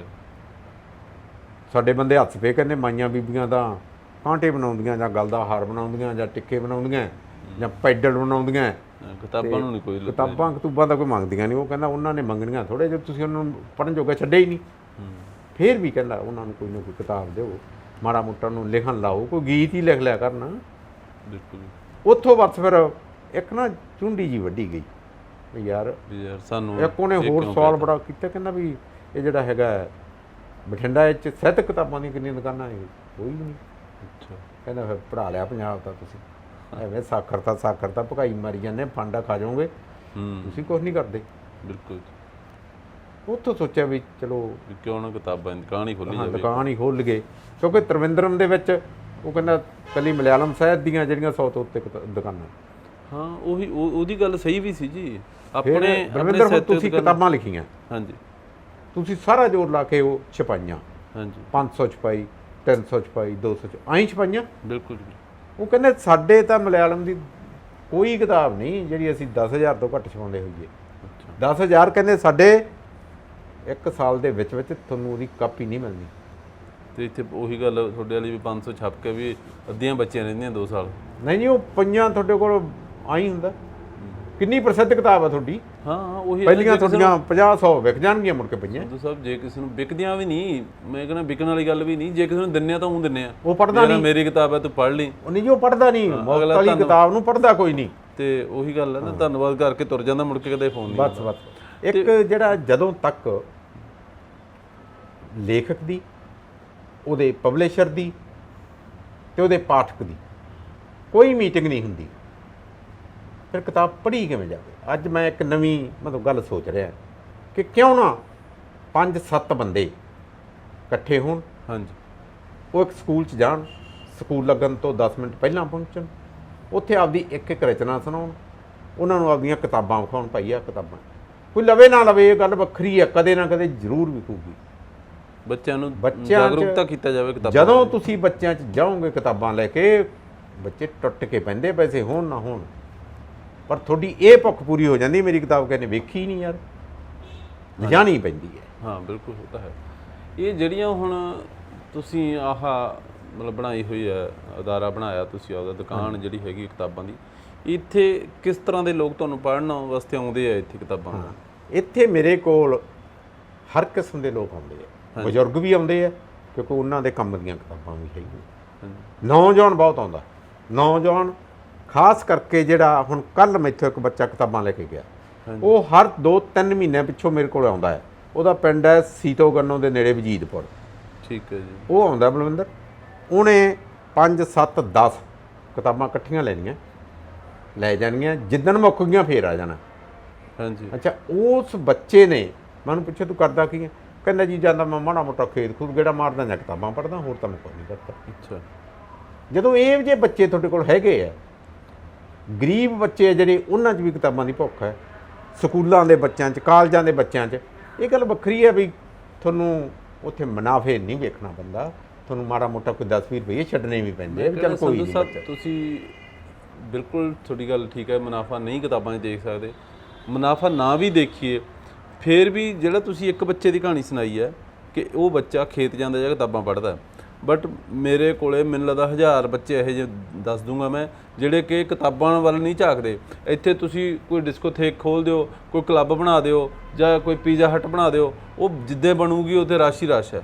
ਪਰ ਇੱਥੇ ਜਿਹੜੀ ਜਗ੍ਹਾ ਤੇ ਤੁਸੀਂ ਬੈਠੇ ਹੋ 100 ਫੁੱਟ ਰੋਡ ਤੇ, ਇੱਥੇ ਆਸੇ-ਪਾਸੇ ਪੜ੍ਹਨ ਵਾਲੇ ਬੱਚੇ, ਇਹ ਪੜ੍ਹਨ ਵਾਲੇ ਟਿਊਸ਼ਨ ਸੈਂਟਰਸ ਦਾ ਜਾਂ ਆਇਲਸ ਦਾ ਸੈਂਟਰ ਹੱਬ ਬਣਿਆ ਹੋਇਆ ਇਹ ਏਰੀਆ, ਪਰ ਇਹਦੇ ਬਾਵਜੂਦ ਤੁਹਾਡੇ ਕੋਲੇ ਮੈਂ ਨਹੀਂ ਕਦੇ ਦੇਖੇ ਕੋਈ ਬਾਹਲੀ ਜ਼ਿਆਦਾ ਜਨਤਾ ਆਉਂਦੀ ਹੋਵੇ ਜਾਂ ਬੱਚੇ ਆਉਂਦੇ। ਮੇਰੇ ਕੋਲੇ ਜਿਹੜੇ ਬੱਚੇ ਆਉਂਦੇ ਆ ਨਾ, ਹਾਂਜੀ, ਜਿਹੜੇ ਪੜ੍ਹਨ ਵਾਲੇ ਆ, ਬਜ਼ੁਰਗ ਆ, ਬੱਚੇ ਆ, ਕੁੜੀਆਂ ਜਾਂ ਮੁੰਡੇ ਆ, ਉਹ ਬਸ ਆਉਂਦੇ ਆ, ਕਿਤਾਬਾਂ ਲੈ ਕੇ ਤੁਰ ਜਾਂਦੇ ਆ। ਪਰ ਜੇ ਮੈਂ ਕਹਾਂ ਕਿ ਜੋ ਇੱਥੋਂ ਦਾ ਖਰਚਾ ਹੈ ਕਿ ਮੈਨੂੰ ਇਹ ਕਿਤਾਬਾਂ ਕੱਢਦੀਆਂ, ਤਾਂ ਮਿੱਤਰ ਇਹ ਨਹੀਂ। ਹਾਂਜੀ, ਜੇ ਤਾਂ ਲਈਏ ਆਰਥਿਕ ਮੁਨਾਫਾ ਤਾਂ ਉਹ ਤਾਂ ਹੈ ਨਹੀਂ, ਠੀਕ। ਪਰ ਜੇ ਲਈਏ ਮਾਨਸਿਕ ਮੁਨਾਫਾ, ਤੇ ਜੋ ਤੁਹਾਨੂੰ ਇੱਥੇ ਬੈਠ ਕੇ ਆਨੰਦ ਆਉਂਦਾ ਨਾ, ਹਾਂਜੀ, ਤੁਸੀਂ ਕਿਤਾਬ ਨਾਲ ਜੁੜਦੇ ਆ, ਕਿਤਾਬ ਨੇ ਤੁਹਾਨੂੰ ਗਲਤ ਪਾਸੇ ਤੋਰਨਾ ਨਹੀਂ। ਮੈਂ ਉਹਨਾਂ ਲੋਕਾਂ ਨਾਲ ਸਹਿਮਤ ਨਹੀਂ ਕਿ ਕਿਤਾਬ ਮਾੜੀ ਹੁੰਦੀ ਹੈ ਚੰਗੀ ਹੁੰਦੀ ਹੈ। ਕਿਤਾਬ ਜਿਹੜੀ ਮਰਜ਼ੀ ਪੜ੍ਹ ਲਓ, ਉਹ ਤੁਹਾਨੂੰ ਕੁਝ ਦੇ ਜੂ। ਇੱਕ ਲਾਈਨ ਉਹਦੀ ਕੁਝ ਦੇਗੀ ਨਾ, ਤਾਂ ਤੁਹਾਡੀ ਕਿਤਾਬ ਪੜ੍ਹੀ ਰਾਸ ਆ ਗਈ। ਕਿਤਾਬ ਪੜ੍ਹੋ ਤਾਂ ਸਹੀ, ਗੱਲ ਜੋੜੋ ਤਾਂ ਸਹੀ। ਸਾਡੀ ਪੀੜ੍ਹੀ ਨੇ, ਹਾਂਜੀ, ਬਹੁਤ ਵੱਡਾ ਸਾਡੀ ਪੀੜ੍ਹੀ 'ਚ ਇੱਕ ਨੁਕਸਾ ਹੈ, ਜਿਨ੍ਹਾਂ 'ਚ ਮੈਂ ਜਿਹਦਾ ਇੱਕ ਨੁਮਾਇੰਦਾ, ਅਤੇ ਮੈਥੋਂ 10 ਸਾਲ ਮਗਰੋਂ ਵਾਲੇ ਵੀ ਹੈ, ਕਿ ਅਸੀਂ ਆਪਦੇ ਬੱਚਿਆਂ ਨੂੰ ਕਿਤਾਬਾਂ ਦਾ ਸ਼ੌਕ, ਕਿਤਾਬਾਂ ਨਾਲ ਜੋੜਿਆ ਨਹੀਂ। ਉਹਨਾਂ ਨੂੰ ਲੋਲੀਪੌਪ ਤਾਂ ਲੈ ਦਿੰਦੇ ਆ ਜਿਹੜੇ ਦੰਦਾਂ ਨੂੰ ਖਰਾਬ ਕਰ ਦਿੰਦੇ, ਅਸੀਂ ਕਿਤਾਬ ਲੈ ਕੇ ਨਹੀਂ ਦਿੰਦੇ। ਜਿਹੜੇ ਲੋਕ ਕਿਤਾਬ ਲੈ ਕੇ ਦਿੰਦੇ ਆ ਨਾ, ਉਹ ਬੱਚੇ ਕਿੱਥੋਂ ਤੱਕ ਪਹੁੰਚਦੇ ਆ। ਬਠਿੰਡੇ ਦੇ ਵਿੱਚੋਂ ਕਿੰਨੇ ਬੱਚੇ ਉੱਪਰਲੇ ਲੈਵਲ ਤੇ ਪਹੁੰਚ ਗਏ। ਕਿਉਂ ਪਹੁੰਚ ਗਏ? ਉਹਨਾਂ ਨੂੰ ਕਿਤਾਬਾਂ ਦਾ ਸ਼ੌਕ ਸੀ। ਮੈਂ ਜੇ MA ਫਸਟ ਡਿਵੀਜ਼ਨ 'ਚ ਕੀਤੀ ਹੈ, ਉਦੋਂ ਮੇਰੇ ਨਾਲ ਪਹਿਲਾਂ ਸੀ ਨਾ ਜਿਹੜੇ ਫਸਟ ਡਿਵੀਜ਼ਨ ਕਿਵੇਂ ਬਣਾਉਂਦੇ ਸੀ, ਇੰਪਰੂਵ ਕਰ ਸਿੱਧੀ ਨਹੀਂ ਹੁੰਦੀ ਸੀ। ਤੇ ਪਹਿਲਾਂ ਸਾਡਾ ਗਰੁੱਪ ਹੀ ਸੀ ਜਿਹਨੇ ਤਿੰਨਾਂ ਦੀਆਂ ਪਹਿਲਾਂ ਦੀਆਂ ਫਸਟ ਡਿਵੀਜ਼ਨਾਂ ਸੀ, ਕਿਉਂਕਿ ਅਸੀਂ ਜਿੱਦ ਨਾਲ ਪੜ੍ਹੇ ਸੀ। ਹਾਂਜੀ, ਸਾਨੂੰ ਉਸਤਾਦਾਂ ਨੇ ਦੱਸਿਆ ਸੀ ਪੜ੍ਹਨਾ ਕਿਵੇਂ ਹੈ। ਇਹ ਨਹੀਂ ਕਿ ਪੜ੍ਹਨਾ ਕੀ, ਉਹ ਤਾਂ ਹੀ ਪੜ੍ਹ ਹੀ ਲੈਣਾ ਸੀ। ਹਾਂਜੀ, ਕਿਵੇਂ ਪੜ੍ਹਨਾ ਹੈ, ਕਿਵੇਂ ਪੇਪਰ ਕਰਨਾ। ਬਟ ਸੰਧੂ ਸਾਹਿਬ, ਜਿਹੜਾ ਅੱਜ ਕੱਲ੍ਹ ਦੀ ਪੀੜ੍ਹੀ ਨੂੰ ਐਂ ਲਾ ਲਓ ਵੀ ਤੁਹਾਡੀ ਪੀੜ੍ਹੀ ਜਾਂ ਮੇਰੇ ਵਾਲੀ ਪੀੜ੍ਹੀ ਜਾਂ ਮੇਰੇ ਤੋਂ ਅਗਲੀ ਪੀੜ੍ਹੀ ਜਿਹੜੀ ਚੱਲ ਰਹੀ ਆ ਹੁਣ, ਸਟੂਡੈਂਟ ਨੇ ਜਿਹੜੇ, ਤੁਹਾਡੇ ਵਾਲੀ ਪੀੜ੍ਹੀ ਨੂੰ ਕਿਤੇ ਨਾ ਕਿਤੇ ਸ਼ੌਂਕ ਸੀ। ਮੇਰੇ ਵਾਲੀ ਪੀੜ੍ਹੀ 'ਚ ਉਹ ਸ਼ੌਂਕ ਬਹੁਤ ਘੱਟ ਗਿਆ। ਇਦੋਂ ਅੱਗੇ ਉਹ ਸ਼ੌਂਕ ਹੋਰ ਵੀ ਖਤਮ ਹੁੰਦਾ ਜਾ ਰਿਹਾ। ਤੁਹਾਨੂੰ ਨਹੀਂ ਲੱਗਦਾ ਇਹਦੇ ਵਾਸਤੇ ਸਾਡਾ ਐਜੂਕੇਸ਼ਨ ਸਿਸਟਮ ਜਿਹੜਾ ਤੁਹਾਡੇ ਵੇਲੇ ਸੀ ਉਹੀ ਸਾਡੇ ਵੇਲੇ ਸੀ, ਇਹੀ ਹੁਣ ਇਹੀ ਗਾਂਹ ਤੁਰਿਆ ਜਾਂਦਾ। ਉਸ 'ਚ ਕੋਈ ਬਾਹਲਾ ਬਦਲਾਵ ਨਹੀਂ ਆ ਰਿਹਾ ਵੀ ਨਾ ਤਾਂ ਉਸ 'ਚ ਕਿਤਾਬਾਂ ਪੜ੍ਹਨ ਦਾ ਸ਼ੌਂਕ ਦਿੱਤਾ ਜਾ ਰਿਹਾ, ਨਾ ਕਿਤੇ ਨਾ ਕਿਤੇ ਕੋਈ, ਨਾ ਸਕੂਲ ਕਾਲਜ ਕੋਈ ਕੋਸ਼ਿਸ਼ ਕਰ ਰਿਹਾ ਵੀ ਜਾਗਰੂਕਤਾ ਲਿਆਂਦੀ ਜਾਵੇ ਬੱਚਿਆਂ 'ਚ। ਅਤੇ ਬੱਚਿਆਂ 'ਤੇ ਜਾਗਰੂਕਤਾ ਸਿਰਫ ਇਹੀ ਆ ਰਹੀ ਹੈ, ਨੰਬਰ ਇੱਕ ਦੌੜ ਹੈ ਵੀ ਤੁਸੀਂ ਨੰਬਰ ਕਿਵੇਂ ਵੱਧ ਲੈਣੇ ਆ, ਨੰਬਰ ਦੇ ਵਿੱਚ ਅੱਗੇ ਕਿਵੇਂ ਵਧਣਾ, ਆਹੀ ਕੁਝ ਦੱਸਿਆ ਜਾ ਰਿਹਾ। ਕੋਈ ਗਿਆਨ ਦੀ ਗੱਲ ਤਾਂ ਕੋਈ ਕਰ ਹੀ ਨਹੀਂ ਰਿਹਾ। ਵੇਖੋ, ਜਿਹੜੀ ਗਿਆਨ ਦੀ ਗੱਲ ਹੈ, ਕਿਤਾਬਾਂ 'ਚੋਂ ਗਿਆਨ ਹਾਸਲ ਕਰਨਾ, ਇਹ ਕੌਣ ਦੇ ਸਕਦਾ ਹੈ? ਜਾਂ ਤਾਂ ਮੁੱਢਲੇ ਰੂਪ ਸਕੂਲ ਦੇ ਸਕਦਾ ਇਹ ਗੱਲ। ਮਤਲਬ ਮੈਨੂੰ ਲੱਗਦਾ ਕਿ ਸਕੂਲ ਕਾਲਜ ਹੀ ਦੇ ਸਕਦੇ ਆ, ਭਾਵੇਂ ਉਹ ਮੁੱਢਲਾ ਰੂਪ ਹੈ ਭਾਵੇਂ ਉਹ ਅੰਤਮ ਰੂਪ ਹੈ, ਬੱਚੇ ਦੂਜੀ ਘਰੋਂ ਗੱਲ ਤਾਂ ਨਹੀਂ ਨਹੀਂ ਪੜ੍ਹਦੇ। ਜੀ, ਇੱਕ ਚੀਜ਼ ਹੋਰ ਆ ਜਿਹੜੀ ਹੈ ਨਹੀਂ ਸਾਡੇ 'ਚ। ਹਾਂਜੀ ਸਾਡੇ ਜਿੰਨਾ ਚਿਰ ਖੁੰਡਾਂ ਤੇ ਕਿਤਾਬਾਂ ਦੀ ਗੱਲ ਨਹੀਂ ਚੱਲਦੀ, ਜਿਹੜੀ ਗੱਲੋਂ ਮੈਂ ਇੱਧਰ ਨੂੰ ਲੱਗਾ ਨਾ, ਹਾਂਜੀ ਕਿ ਜਦੋਂ ਤੱਕ ਸਾਡੇ ਆਮ ਲੋਕ ਆ ਜਿਹੜੇ, ਹਾਂਜੀ ਉਹਨਾਂ ਨੂੰ ਕਿਤਾਬਾਂ ਦਾ ਕੋਈ ਸ਼ੌਕ ਨਹੀਂ, ਉਦੋਂ ਤੱਕ ਜਦੋਂ ਕਿਤਾਬ ਬੱਚਾ ਪੜ੍ਹੂ ਨਾ, ਤੇ ਜਿਹੜੇ ਅਨਪੜ੍ਹ ਲੋਕ ਆ ਨਾ, ਜਿਹੜੇ ਅੱਧੇ ਕੁ ਪੜ੍ਹੇ ਅੱਧੇ ਕੁ ਅਨਪੜ੍ਹ ਜੇ ਆ ਜਿਹੜੇ, ਉਹ ਪਤਾ ਕੀ ਕਰਦੇ ਆ, ਉਹ ਆਪਦੇ ਬਸਤੇ ਵਾਲੀਆਂ ਕਿਤਾਬਾਂ ਪੜ੍ਹਾ ਕੇ ਪੜ੍ਹਦਾ ਹੋਵੇ ਹਟਾਉਂਦੇ ਆ। ਪਰ ਗੱਲ ਉਹੀ ਹੈ ਨਾ ਜੀ, ਖੁੰਡਾਂ ਤੇ ਜਾਂ ਸੱਥਾਂ 'ਚ ਇਹ ਚਰਚਾ ਤਾਂ ਚੱਲੂ ਨਾ ਜੇ ਸਾਡੇ ਲੋਕ ਧਰਮ ਦੀ ਲੜਾਈ ਛੱਡਣਗੇ। ਗੱਲ ਧਰਮ ਦੀ ਲੜਾਈ ਨਹੀਂ, ਪੋਲੀਟੀਸ਼ਨ ਦੇ ਮਤਲਬ ਨਾਮ ਅਗਰ ਲੱਗਣਾ ਛੱਡਣਗੇ। ਇਹ ਜਿਹੜੀ ਹੈ ਨਾ ਸਾਰੀ, ਇਹ ਸਿਆਸਤ ਦੀ ਲੜਾਈ ਹੁੰਦੀ ਹੈ। ਉਹੀ ਧਰਮ ਦੀ ਕੋਈ ਲੜਾਈ ਨਹੀਂ, ਕੋਈ ਧਰਮ ਨਹੀਂ ਲੜਦਾ, ਸਿਆਸਤ ਲੜਦੀ ਹੈ। ਮੈਂ ਕਹਿੰਦਾ ਆਮ ਲੋਕ ਨਹੀਂ ਲੜਦੇ, ਪਰ ਸਿਆਸੀ ਲੋਕ ਉਹਨਾਂ ਨੂੰ ਮੁੱਦਾ ਹੀ ਦਿੰਦੇ ਆ ਇਹ ਵੀ ਤੁਸੀਂ ਹੁਣ ਧਰਮ ਵਾਸਤੇ ਲੜੋ। ਕਾਰਨ ਹੈ, ਸਿਆਸੀ ਲੋਕ ਕਦੋਂ ਚਾਹੁੰਦੇ ਹੁੰਦੇ ਆ ਕਿ ਲੋਕਾਂ ਕੋਲੇ ਦਿਮਾਗ ਹੋਵੇ, ਲੋਕ ਸੋਚਣ। ਸਿਆਸੀ ਲੋਕਾਂ ਨੇ ਨਹੀਂ ਸੋਚਣਾ, ਇਹ ਮੁਆਫ ਕਰਨਾ ਭਾਵੇਂ ਕੋਈ ਵੀ ਹੈ। ਹਾਂਜੀ, ਮੈਂ ਕਿਸੇ ਇੱਕ ਪਾਰਟੀ ਦੀ ਗੱਲ ਨਹੀਂ ਕਰਦਾ। ਜਿਹੜੇ ਲੋਕ ਆਪਣੇ ਆਪ ਨੂੰ ਝੰਡਾ ਬਰਦਾਰ ਸਮਝਦੇ ਨਾ ਲੋਕਾਂ ਦਾ, ਅਸੀਂ ਲੋਕਾਂ ਦੇ ਹੱਕਾਂ ਨਾਲ ਕੱਖ ਨਹੀਂ ਕਰਦੇ। ਆਪਦੇ ਕੋਲ ਕਾਰਾਂ ਆ ਗਈਆਂ, ਮਜ਼ਦੂਰਾਂ ਕੋਲ ਕੀ ਹੈ, ਕੁਛ ਵੀ ਨਹੀਂ। ਗੱਲ ਇਹ ਹੈ ਵੀ ਅਸੀਂ ਸੁਹਿਰਦ ਨਹੀਂ, ਸਿਆਸੀ ਲੋਕ। ਆਮ ਲੋਕ ਆ ਜਿਹੜੇ ਸਾਡੇ, ਉਹ ਤਾਂ ਕੰਮ ਹੈ, ਕੰਮ ਕਰਦੇ ਆ ਤੇ ਵਿਚਾਰੇ ਰੋਟੀ ਖਾਂਦੇ। ਜੇ ਅਸੀਂ ਇਹ ਕਹੀਏ ਕਿ ਜਿਹੜੀ ਸਿਆਸਤ ਹੈ ਉਹ ਇਮਾਨਦਾਰੀ ਨਾਲ ਕੁਝ ਚਾਹੁੰਦੀ ਹੋਵੇ, ਹੁਣ ਤੁਸੀਂ ਵੇਖੋ, ਮੈਨੂੰ ਬੰਦੇ ਨੇ ਮਿਹਣਾ ਮਾਰਿਆ ਸੀ ਵੀ ਤੁਸੀਂ ਅਖੇ ਅੰਗਰੇਜ਼ਾਂ ਤੋਂ ਸ਼ਰਾਬ ਲੈ ਲਈ, ਅਸੀਂ ਕਿਤਾਬ ਲੈ ਲਈ। ਬਿਲਕੁਲ ਜੀ, ਹਾਂ। ਉਹ ਕਿਤਾਬਾਂ ਕਿਵੇਂ ਪੜ੍ਹਦੇ ਆ? ਸਹੀ ਵੀ ਗੱਲ ਆ ਉਹਨਾਂ ਦੀ। ਉਹਨਾਂ ਦੇ ਹਰ ਬੰਦੇ ਦੇ ਹੱਥੇ ਕਿਤਾਬ ਕਿਉਂ ਹੈ? ਲੱਗੇ ਕਿਉਂ ਨਹੀਂ? ਕਿਉਂਕਿ ਸਾਡੇ ਕਿਸੇ ਨੇ ਵੀ ਕਿਤਾਬ ਨੂੰ ਉਤਸ਼ਾਹਿਤ ਕੀਤਾ ਹੀ ਨਹੀਂ। ਸਾਡੇ ਕਿਤਾਬ ਨੂੰ ਕੀ ਸਮਝਦੇ ਰਹੇ ਕਿ ਕਿਤਾਬ ਪੜ੍ਹਨ ਵਾਲਾ ਤਾਂ ਇਹ ਤਾਂ ਗੁਰਦੁਆਰੇ ਵਾਲਾ ਹੋਣਾ। ਹਾਂਜੀ ਹਾਂਜੀ, ਆਹ ਜੋੜ ਕੇ ਰੱਖੀ ਗੱਲ, ਜਾਂ ਮੰਦਰ ਵਾਲਾ ਹੋਣਾ, ਕਿਉਂ? ਜਾਂ ਪੰਡਤ ਦੇ ਕੱਛ 'ਚ ਹੋਊਗੀ ਕਿਤਾਬ, ਤੇ ਜਾਂ ਭਾਈ ਗੁਰਦੁਆਰੇ 'ਚ ਪੜ੍ਹੀ ਜਾਂਦੀ ਸੀ। ਜਿਹੜੀਆਂ ਲਾਇਬ੍ਰੇਰੀਆਂ ਆਮ ਲੋਕਾਂ ਵਾਸਤੇ ਬਣਨੀਆਂ ਚਾਹੀਦੀਆਂ ਸੀ, ਇੱਕ ਅੱਧੀ ਵਾਰ ਸਰਕਾਰ ਨੇ ਕੋਸ਼ਿਸ਼ ਕੀਤੀ, ਕਿਉਂ ਨਾ ਬਣ ਸਕੀਆਂ? ਕਿਉਂਕਿ ਉਹਨੂੰ ਚਲਾਉਣ ਵਾਲਾ ਕੋਈ ਬੰਦਾ ਨਹੀਂ। ਤੁਹਾਡੀ ਇੱਥੇ ਜ਼ਿਲ੍ਹੇ ਦੀ ਲਾਇਬ੍ਰੇਰੀ ਹੈ ਜਨਾਬ, ਹਾਂਜੀ ਹਾਂਜੀ, ਉਸ ਦੇ ਵਿੱਚ ਅੱਜ ਇੱਕ ਵੀ ਲਾਇਬ੍ਰੇਰੀਅਨ ਨਹੀਂ। ਸਾਡੇ ਵੇਲਿਆਂ 'ਚ ਉੱਥੇ ਲਾਇਬ੍ਰੇਰੀਅਨ ਨਹੀਂ, ਪੂਰੀ ਟੀਮ ਹੁੰਦੀ ਸੀ। ਹਾਂਜੀ ਹਾਂਜੀ, ਅਸੀਂ ਉੱਥੋਂ ਕਿਤਾਬਾਂ ਲੈ ਕੇ ਆਉਂਦੇ ਸੀ। ਅੱਜ ਹੈ ਨਹੀਂ। ਤੁਸੀਂ ਲੈ ਲਓ ਗ੍ਰਾਂਟ, ਤੁਹਾਡੇ ਗਲੀ ਪੱਕੀ ਕਰਾਉਣੀ ਹੈ, ਹੁਣ ਦੇ ਦੇਣਗੇ ਇੱਕ ਮਿੰਟ 'ਚ ਗ੍ਰਾਂਟ। ਤੁਸੀਂ ਕਹਿੰਦੇ ਸਾਡੀ ਗਲੀ 'ਚ ਲਾਇਬ੍ਰੇਰੀ ਬਣਾ ਦਿਓ, ਉਦੋਂ ਨਹੀਂ ਦਿੰਦਾ। ਕਿਉਂ? ਇਹ ਗਿਆਨ ਦਿੰਦੀਆਂ। ਸਿਆਸਤ ਨੂੰ ਬਲਵਿੰਦਰ ਸਿੰਘ ਜੀ ਗਿਆਨ ਜਿਹੜਾ ਰਾਸ ਨਹੀਂ ਆਉਂਦਾ। ਬਿਲਕੁਲ ਨਹੀਂ, ਬਿਲਕੁਲ। ਸਾਡੇ ਤਾਂ ਅਨਪੜ੍ਹ ਘੁੱਗੂ ਚਾਹੀਦੇ ਆ। ਇਹ ਗੱਲ ਹੈ ਨਾ, ਤੁਸੀਂ ਕਹਿਣਾ ਕਿ ਉਹਨਾਂ ਨੇ ਤੁਹਾਨੂੰ ਕਹਿਤਾ, ਸਾਊਥ ਵਾਲਿਆਂ ਨੇ, ਵੀ ਤੁਸੀਂ ਅੰਗਰੇਜ਼ਾਂ ਤੋਂ ਸ਼ਰਾਬ ਲੈ ਲਈ, ਅਸੀਂ ਕਿਤਾਬ ਲੈ ਲਈ। ਤੇ ਜੇ ਸਾਡੇ ਪੰਜਾਬੀ ਹੁਣ ਗੁੱਸਾ ਮੰਨਦੇ ਇਸ ਗੱਲ ਦਾ ਵੀ ਸਾਡੇ ਪੰਜਾਬ ਨੂੰ ਉੜਤਾ ਪੰਜਾਬ ਨਾ ਕਹੋ। ਜੇ ਕੋਈ ਬਾਹਰੋਂ ਆ ਕੇ ਲੀਡਰ ਕਹਿ ਜਾਂਦਾ ਵੀ ਇੱਥੇ 80% ਜਾਂ 85% ਤਾਂ ਨਸ਼ੇੜੀ ਨੇ, ਤਾਂ ਉਸ ਗੱਲ ਦਾ ਗੁੱਸਾ ਮੰਨਦੇ ਆ, ਪਰ ਉਹਦੇ ਇਹ ਨਹੀਂ ਦੇਖਦੇ ਕਿ ਇਹ ਗੱਲ ਕਿਤੇ ਨਾ ਕਿਤੇ ਸੱਚ ਵੀ ਆ। ਮੈਂ ਦੱਸਦਾ ਤੁਹਾਨੂੰ, ਜਿਹੜੀ ਪੰਜਾਬ ਦੀ ਗੱਲ ਹੈ, ਪੰਜਾਬ ਤੇ ਤਵਾ ਤਾਂ ਧਰਿਆ ਹੀ ਜਾਣਾ, ਅੱਜ ਦਾ ਨਹੀਂ ਧਰੀਦਾ। ਜਿਹੜੀ ਕਿਤਾਬ ਦੀ ਗੱਲ ਸੀ ਨਾ, ਪੰਜਾਬ ਸਭ ਤੋਂ ਵੱਧ ਕਿਤਾਬ ਦਾ ਸ਼ੌਕੀਨ ਸੀ। ਸਭ ਤੋਂ ਵੱਧ ਕਿਤਾਬ ਦਾ ਸ਼ੌਕੀਨ ਪੰਜਾਬ ਸੀ। ਜਦੋਂ ਉਹਨਾਂ ਦੂਜੇ ਸਟੇਟਾਂ ਨੂੰ ਤਾਂ ਇਹ ਨਹੀਂ ਪਤਾ ਹੁੰਦਾ ਸੀ ਕਿਤਾਬ ਹੁੰਦੀ ਕੀ ਹੈ। ਲੋਕ ਇੱਥੇ ਉਦੋਂ ਵੀ ਪੜ੍ਹਦੇ ਸੀ, ਪਰ ਜਿਹੜੀ ਗੱਲ ਨੂੰ ਇੱਥੇ ਕਿਤਾਬ ਨਾਲੋਂ ਤੋੜਿਆ ਗਿਆ, ਹਾਂਜੀ, ਜਿਹੜੀ ਇੱਕ ਤਾਂ ਸਭ ਤੋਂ ਵੱਡੀ ਗੱਲ ਵੀ ਔਖੀ ਭਾਸ਼ਾ। ਤੁਸੀਂ ਹੁਣ ਦੱਸ ਕੇ ਹਟੇ ਆ ਵੀ ਖੁੰਡ ਚਰਚਾ ਲੋਕਾਂ 'ਚ ਪਾਪੂਲਰ ਹੋਈ, ਕਿਉਂ ਹੋਈ? ਉਹ ਭਾਸ਼ਾ ਹੈ, ਸਰਲ ਭਾਸ਼ਾ, ਸਰਲ ਭਾਸ਼ਾ, ਲੋਕਾਂ ਦੀ ਭਾਸ਼ਾ। ਤੇ ਜਦ ਤੁਸੀਂ ਔਖੀ ਭਾਸ਼ਾ ਲਿਆਓਗੇ ਨਾ, ਤੁਸੀਂ ਕਿੱਡੇ ਵੱਡੇ ਵਿਦਵਾਨ ਆ, ਤੁਹਾਡੀ ਕਿਤਾਬ ਕਿਸੇ ਨੇ ਨਹੀਂ ਚੱਕਣੀ। ਇੱਥੇ ਬਹੁਤ ਕਿਤਾਬਾਂ ਜੀ ਮੇਰੇ ਕੋਲ ਪਈਆਂ, ਬੜੀਆਂ ਗਿਆਨ ਦੇਣ ਵਾਲੀਆਂ, ਪੜ੍ਹ ਕੇ ਤਾਂ ਵਿਖਾਵੇ ਕੋਈ। ਮੈਂ ਤੁਹਾਡੇ ਨਾਲ ਸਹਿਮਤ ਹਾਂ ਜੀ। ਔਖੀ ਭਾਸ਼ਾ ਵਾਲੀ ਗੱਲ ਵੀ ਹੈ, ਕਿਉਂਕਿ ਅੱਜ ਕੱਲ੍ਹ ਤਾਂ ਆਪਣੇ ਸਿਰਫ ਇਹ ਮੰਨਿਆ ਜਾਂਦਾ ਵੀ ਜਿਹਨੂੰ ਇੰਗਲਿਸ਼ ਨਹੀਂ ਆਉਂਦੀ ਤਾਂ ਉਹ ਪੜ੍ਹਿਆ ਲਿਖਿਆ ਹੀ ਨਹੀਂ ਹੈਗਾ। ਜਿਹਨੂੰ ਅੰਗਰੇਜ਼ੀ ਥੋੜ੍ਹੀ ਜਿਹੀ ਆਉਂਦੀ ਆ ਤਾਂ ਉਹਨੂੰ ਮੰਨਿਆ ਜਾਂਦਾ ਕਿ ਬਹੁਤ ਪੜ੍ਹਿਆ ਲਿਖਿਆ। ਤੁਹਾਡੇ ਨਾਲ ਗੱਲਾਂ ਬਹੁਤ ਸੋਹਣੀਆਂ ਹੋਈਆਂ, ਪਰ ਹੁਣ ਮੈਂ ਇਹ ਚਾਹਾਂਗਾ ਕਿ ਸਾਡੇ ਜਿਹੜੇ ਪੰਜਾਬ ਦੇ ਦਰਸ਼ਕ ਨੇ ਜਾਂ ਸਟੂਡੈਂਟ ਨੇ ਜਾਂ ਮਾਪੇ ਨੇ, ਕਿ ਉਹ ਇਹ ਕਿਤਾਬਾਂ ਦੀ ਭਾਸ਼ਾ ਬੱਚਿਆਂ ਤੱਕ ਕਿਵੇਂ ਪਹੁੰਚਾ ਸਕਦੇ ਨੇ, ਅਗਲੀਆਂ ਪੀੜ੍ਹੀਆਂ ਨੂੰ ਕੀ ਸੰਦੇਸ਼ ਦੇ ਸਕਦੇ ਹੋ ਤੁਸੀਂ? ਵੇਖੋ ਜੀ, ਜਿਹੜੀ ਗੱਲ ਤੱਕ ਕਿਤਾਬ ਦੀ ਹੈ, ਜਦੋਂ ਤੱਕ ਅਸੀਂ ਬੱਚੇ ਨੂੰ ਕਿਤਾਬ ਲੈ ਕੇ ਹੀ ਨਹੀਂ ਦੇਵਾਂਗੇ ਤੇ ਅਸੀਂ ਆਸ ਰੱਖੀਏ ਕੋਈ ਪੜ੍ਹੂਗਾ। ਕਿੰਨੇ ਕੁ ਮਾਪੇ ਹੈ ਜਿਹੜੇ ਆਪਦੇ ਬੱਚੇ ਦੇ ਜਨਮ ਦਿਨ 'ਤੇ ਕਿਤਾਬਾਂ ਦਿੰਦੇ, ਜਾਂ ਆਪਦੇ ਬੱਚੇ ਦੇ ਵਿਆਹ ਤੇ ਉਹਦੇ ਸ਼ਗਨ ਕਿਤਾਬਾਂ ਦਾ ਪਾਉਂਦੇ ਆ, ਜਾਂ ਹੋਰ ਕਿਸੇ ਫੰਕਸ਼ਨ 'ਚ। ਇੱਥੋਂ ਤੱਕ ਕਿ ਰਿਟਾਇਰਮੈਂਟ ਤੇ ਕਿੰਨੇ ਕੁ ਲੋਕ ਆ ਜਿਹੜੇ ਕਿਤਾਬਾਂ ਦੇ ਕੇ ਆਉਂਦੇ ਅਗਲੇ ਨੂੰ, ਕਿ ਇੱਕ ਬੰਦੇ ਨੇ ਘਰੇ ਬਹਿਣਾ ਹੁਣ ਰਿਟਾਇਰਮੈਂਟ ਤੋਂ ਬਾਅਦ ਤੇ ਕਿਤਾਬਾਂ ਹੀ ਪੜ੍ਹ ਲੂਗਾ। ਹਾਂਜੀ ਹਾਂਜੀ ਇਹ ਇੱਕ ਰਿਵਾਜ ਪਾਉਣ ਦੀ ਲੋੜ ਹੈ, ਤੇ ਰਿਵਾਜ ਲੋਕਾਂ ਦੇ ਵਿੱਚ ਪੜ੍ਹੇ ਲਿਖੇ ਲੋਕ ਆ ਜਿਹੜੇ ਜਿਨ੍ਹਾਂ ਨੂੰ ਕਿਤਾਬ ਬਾਰੇ ਮਾੜਾ ਮੋਟਾ ਪਤਾ ਹੈ, ਉਹ ਇਹ ਪਾ ਸਕਦੇ ਆ। ਇਹ ਗੱਲਾਂ ਜਿਹੜੀ ਉਹ ਮੈਂ ਸਕੂਲ ਵਾਲੀ ਗੱਲ ਕੀਤੀ ਸੀ ਨਾ, ਵੀ ਸਕੂਲਾਂ ਦੇ ਵਿੱਚ ਜਾ ਕੇ ਐਂ ਕੀਤਾ ਜਾਵੇ, ਹਾਂਜੀ ਇਹ ਜੇ ਸੱਥਾਂ ਦੇ ਵਿੱਚ ਵੀ ਜਾਇਆ ਜਾ ਸਕਦਾ ਹੈ, ਇਕੱਲੇ ਸਕੂਲਾਂ 'ਚ ਕਿਉਂ?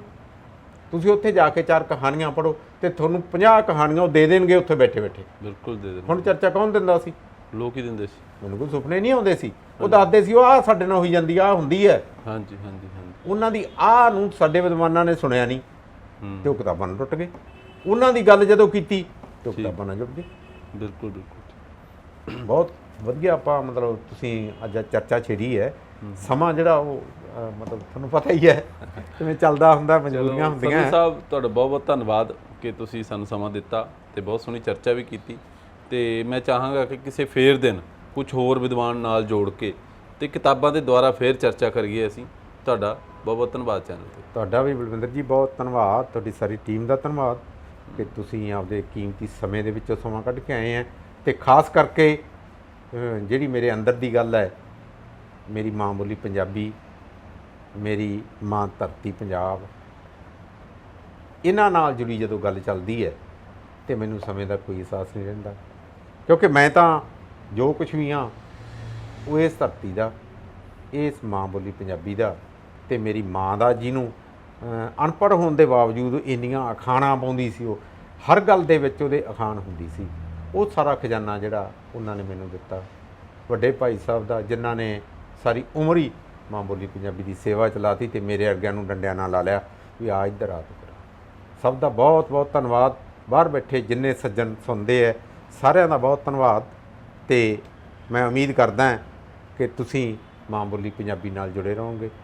ਜਿੰਨਾ ਵੱਧ ਤੋਂ ਵੱਧ ਕਿਤਾਬਾਂ ਨਾਲ ਜੁੜ ਸਕਦੇ ਆ, ਜੁੜਨ ਦੀ ਕੋਸ਼ਿਸ਼ ਕਰੋ। ਆਪਣੇ ਬੱਚਿਆਂ ਨੂੰ ਜੋੜੋ।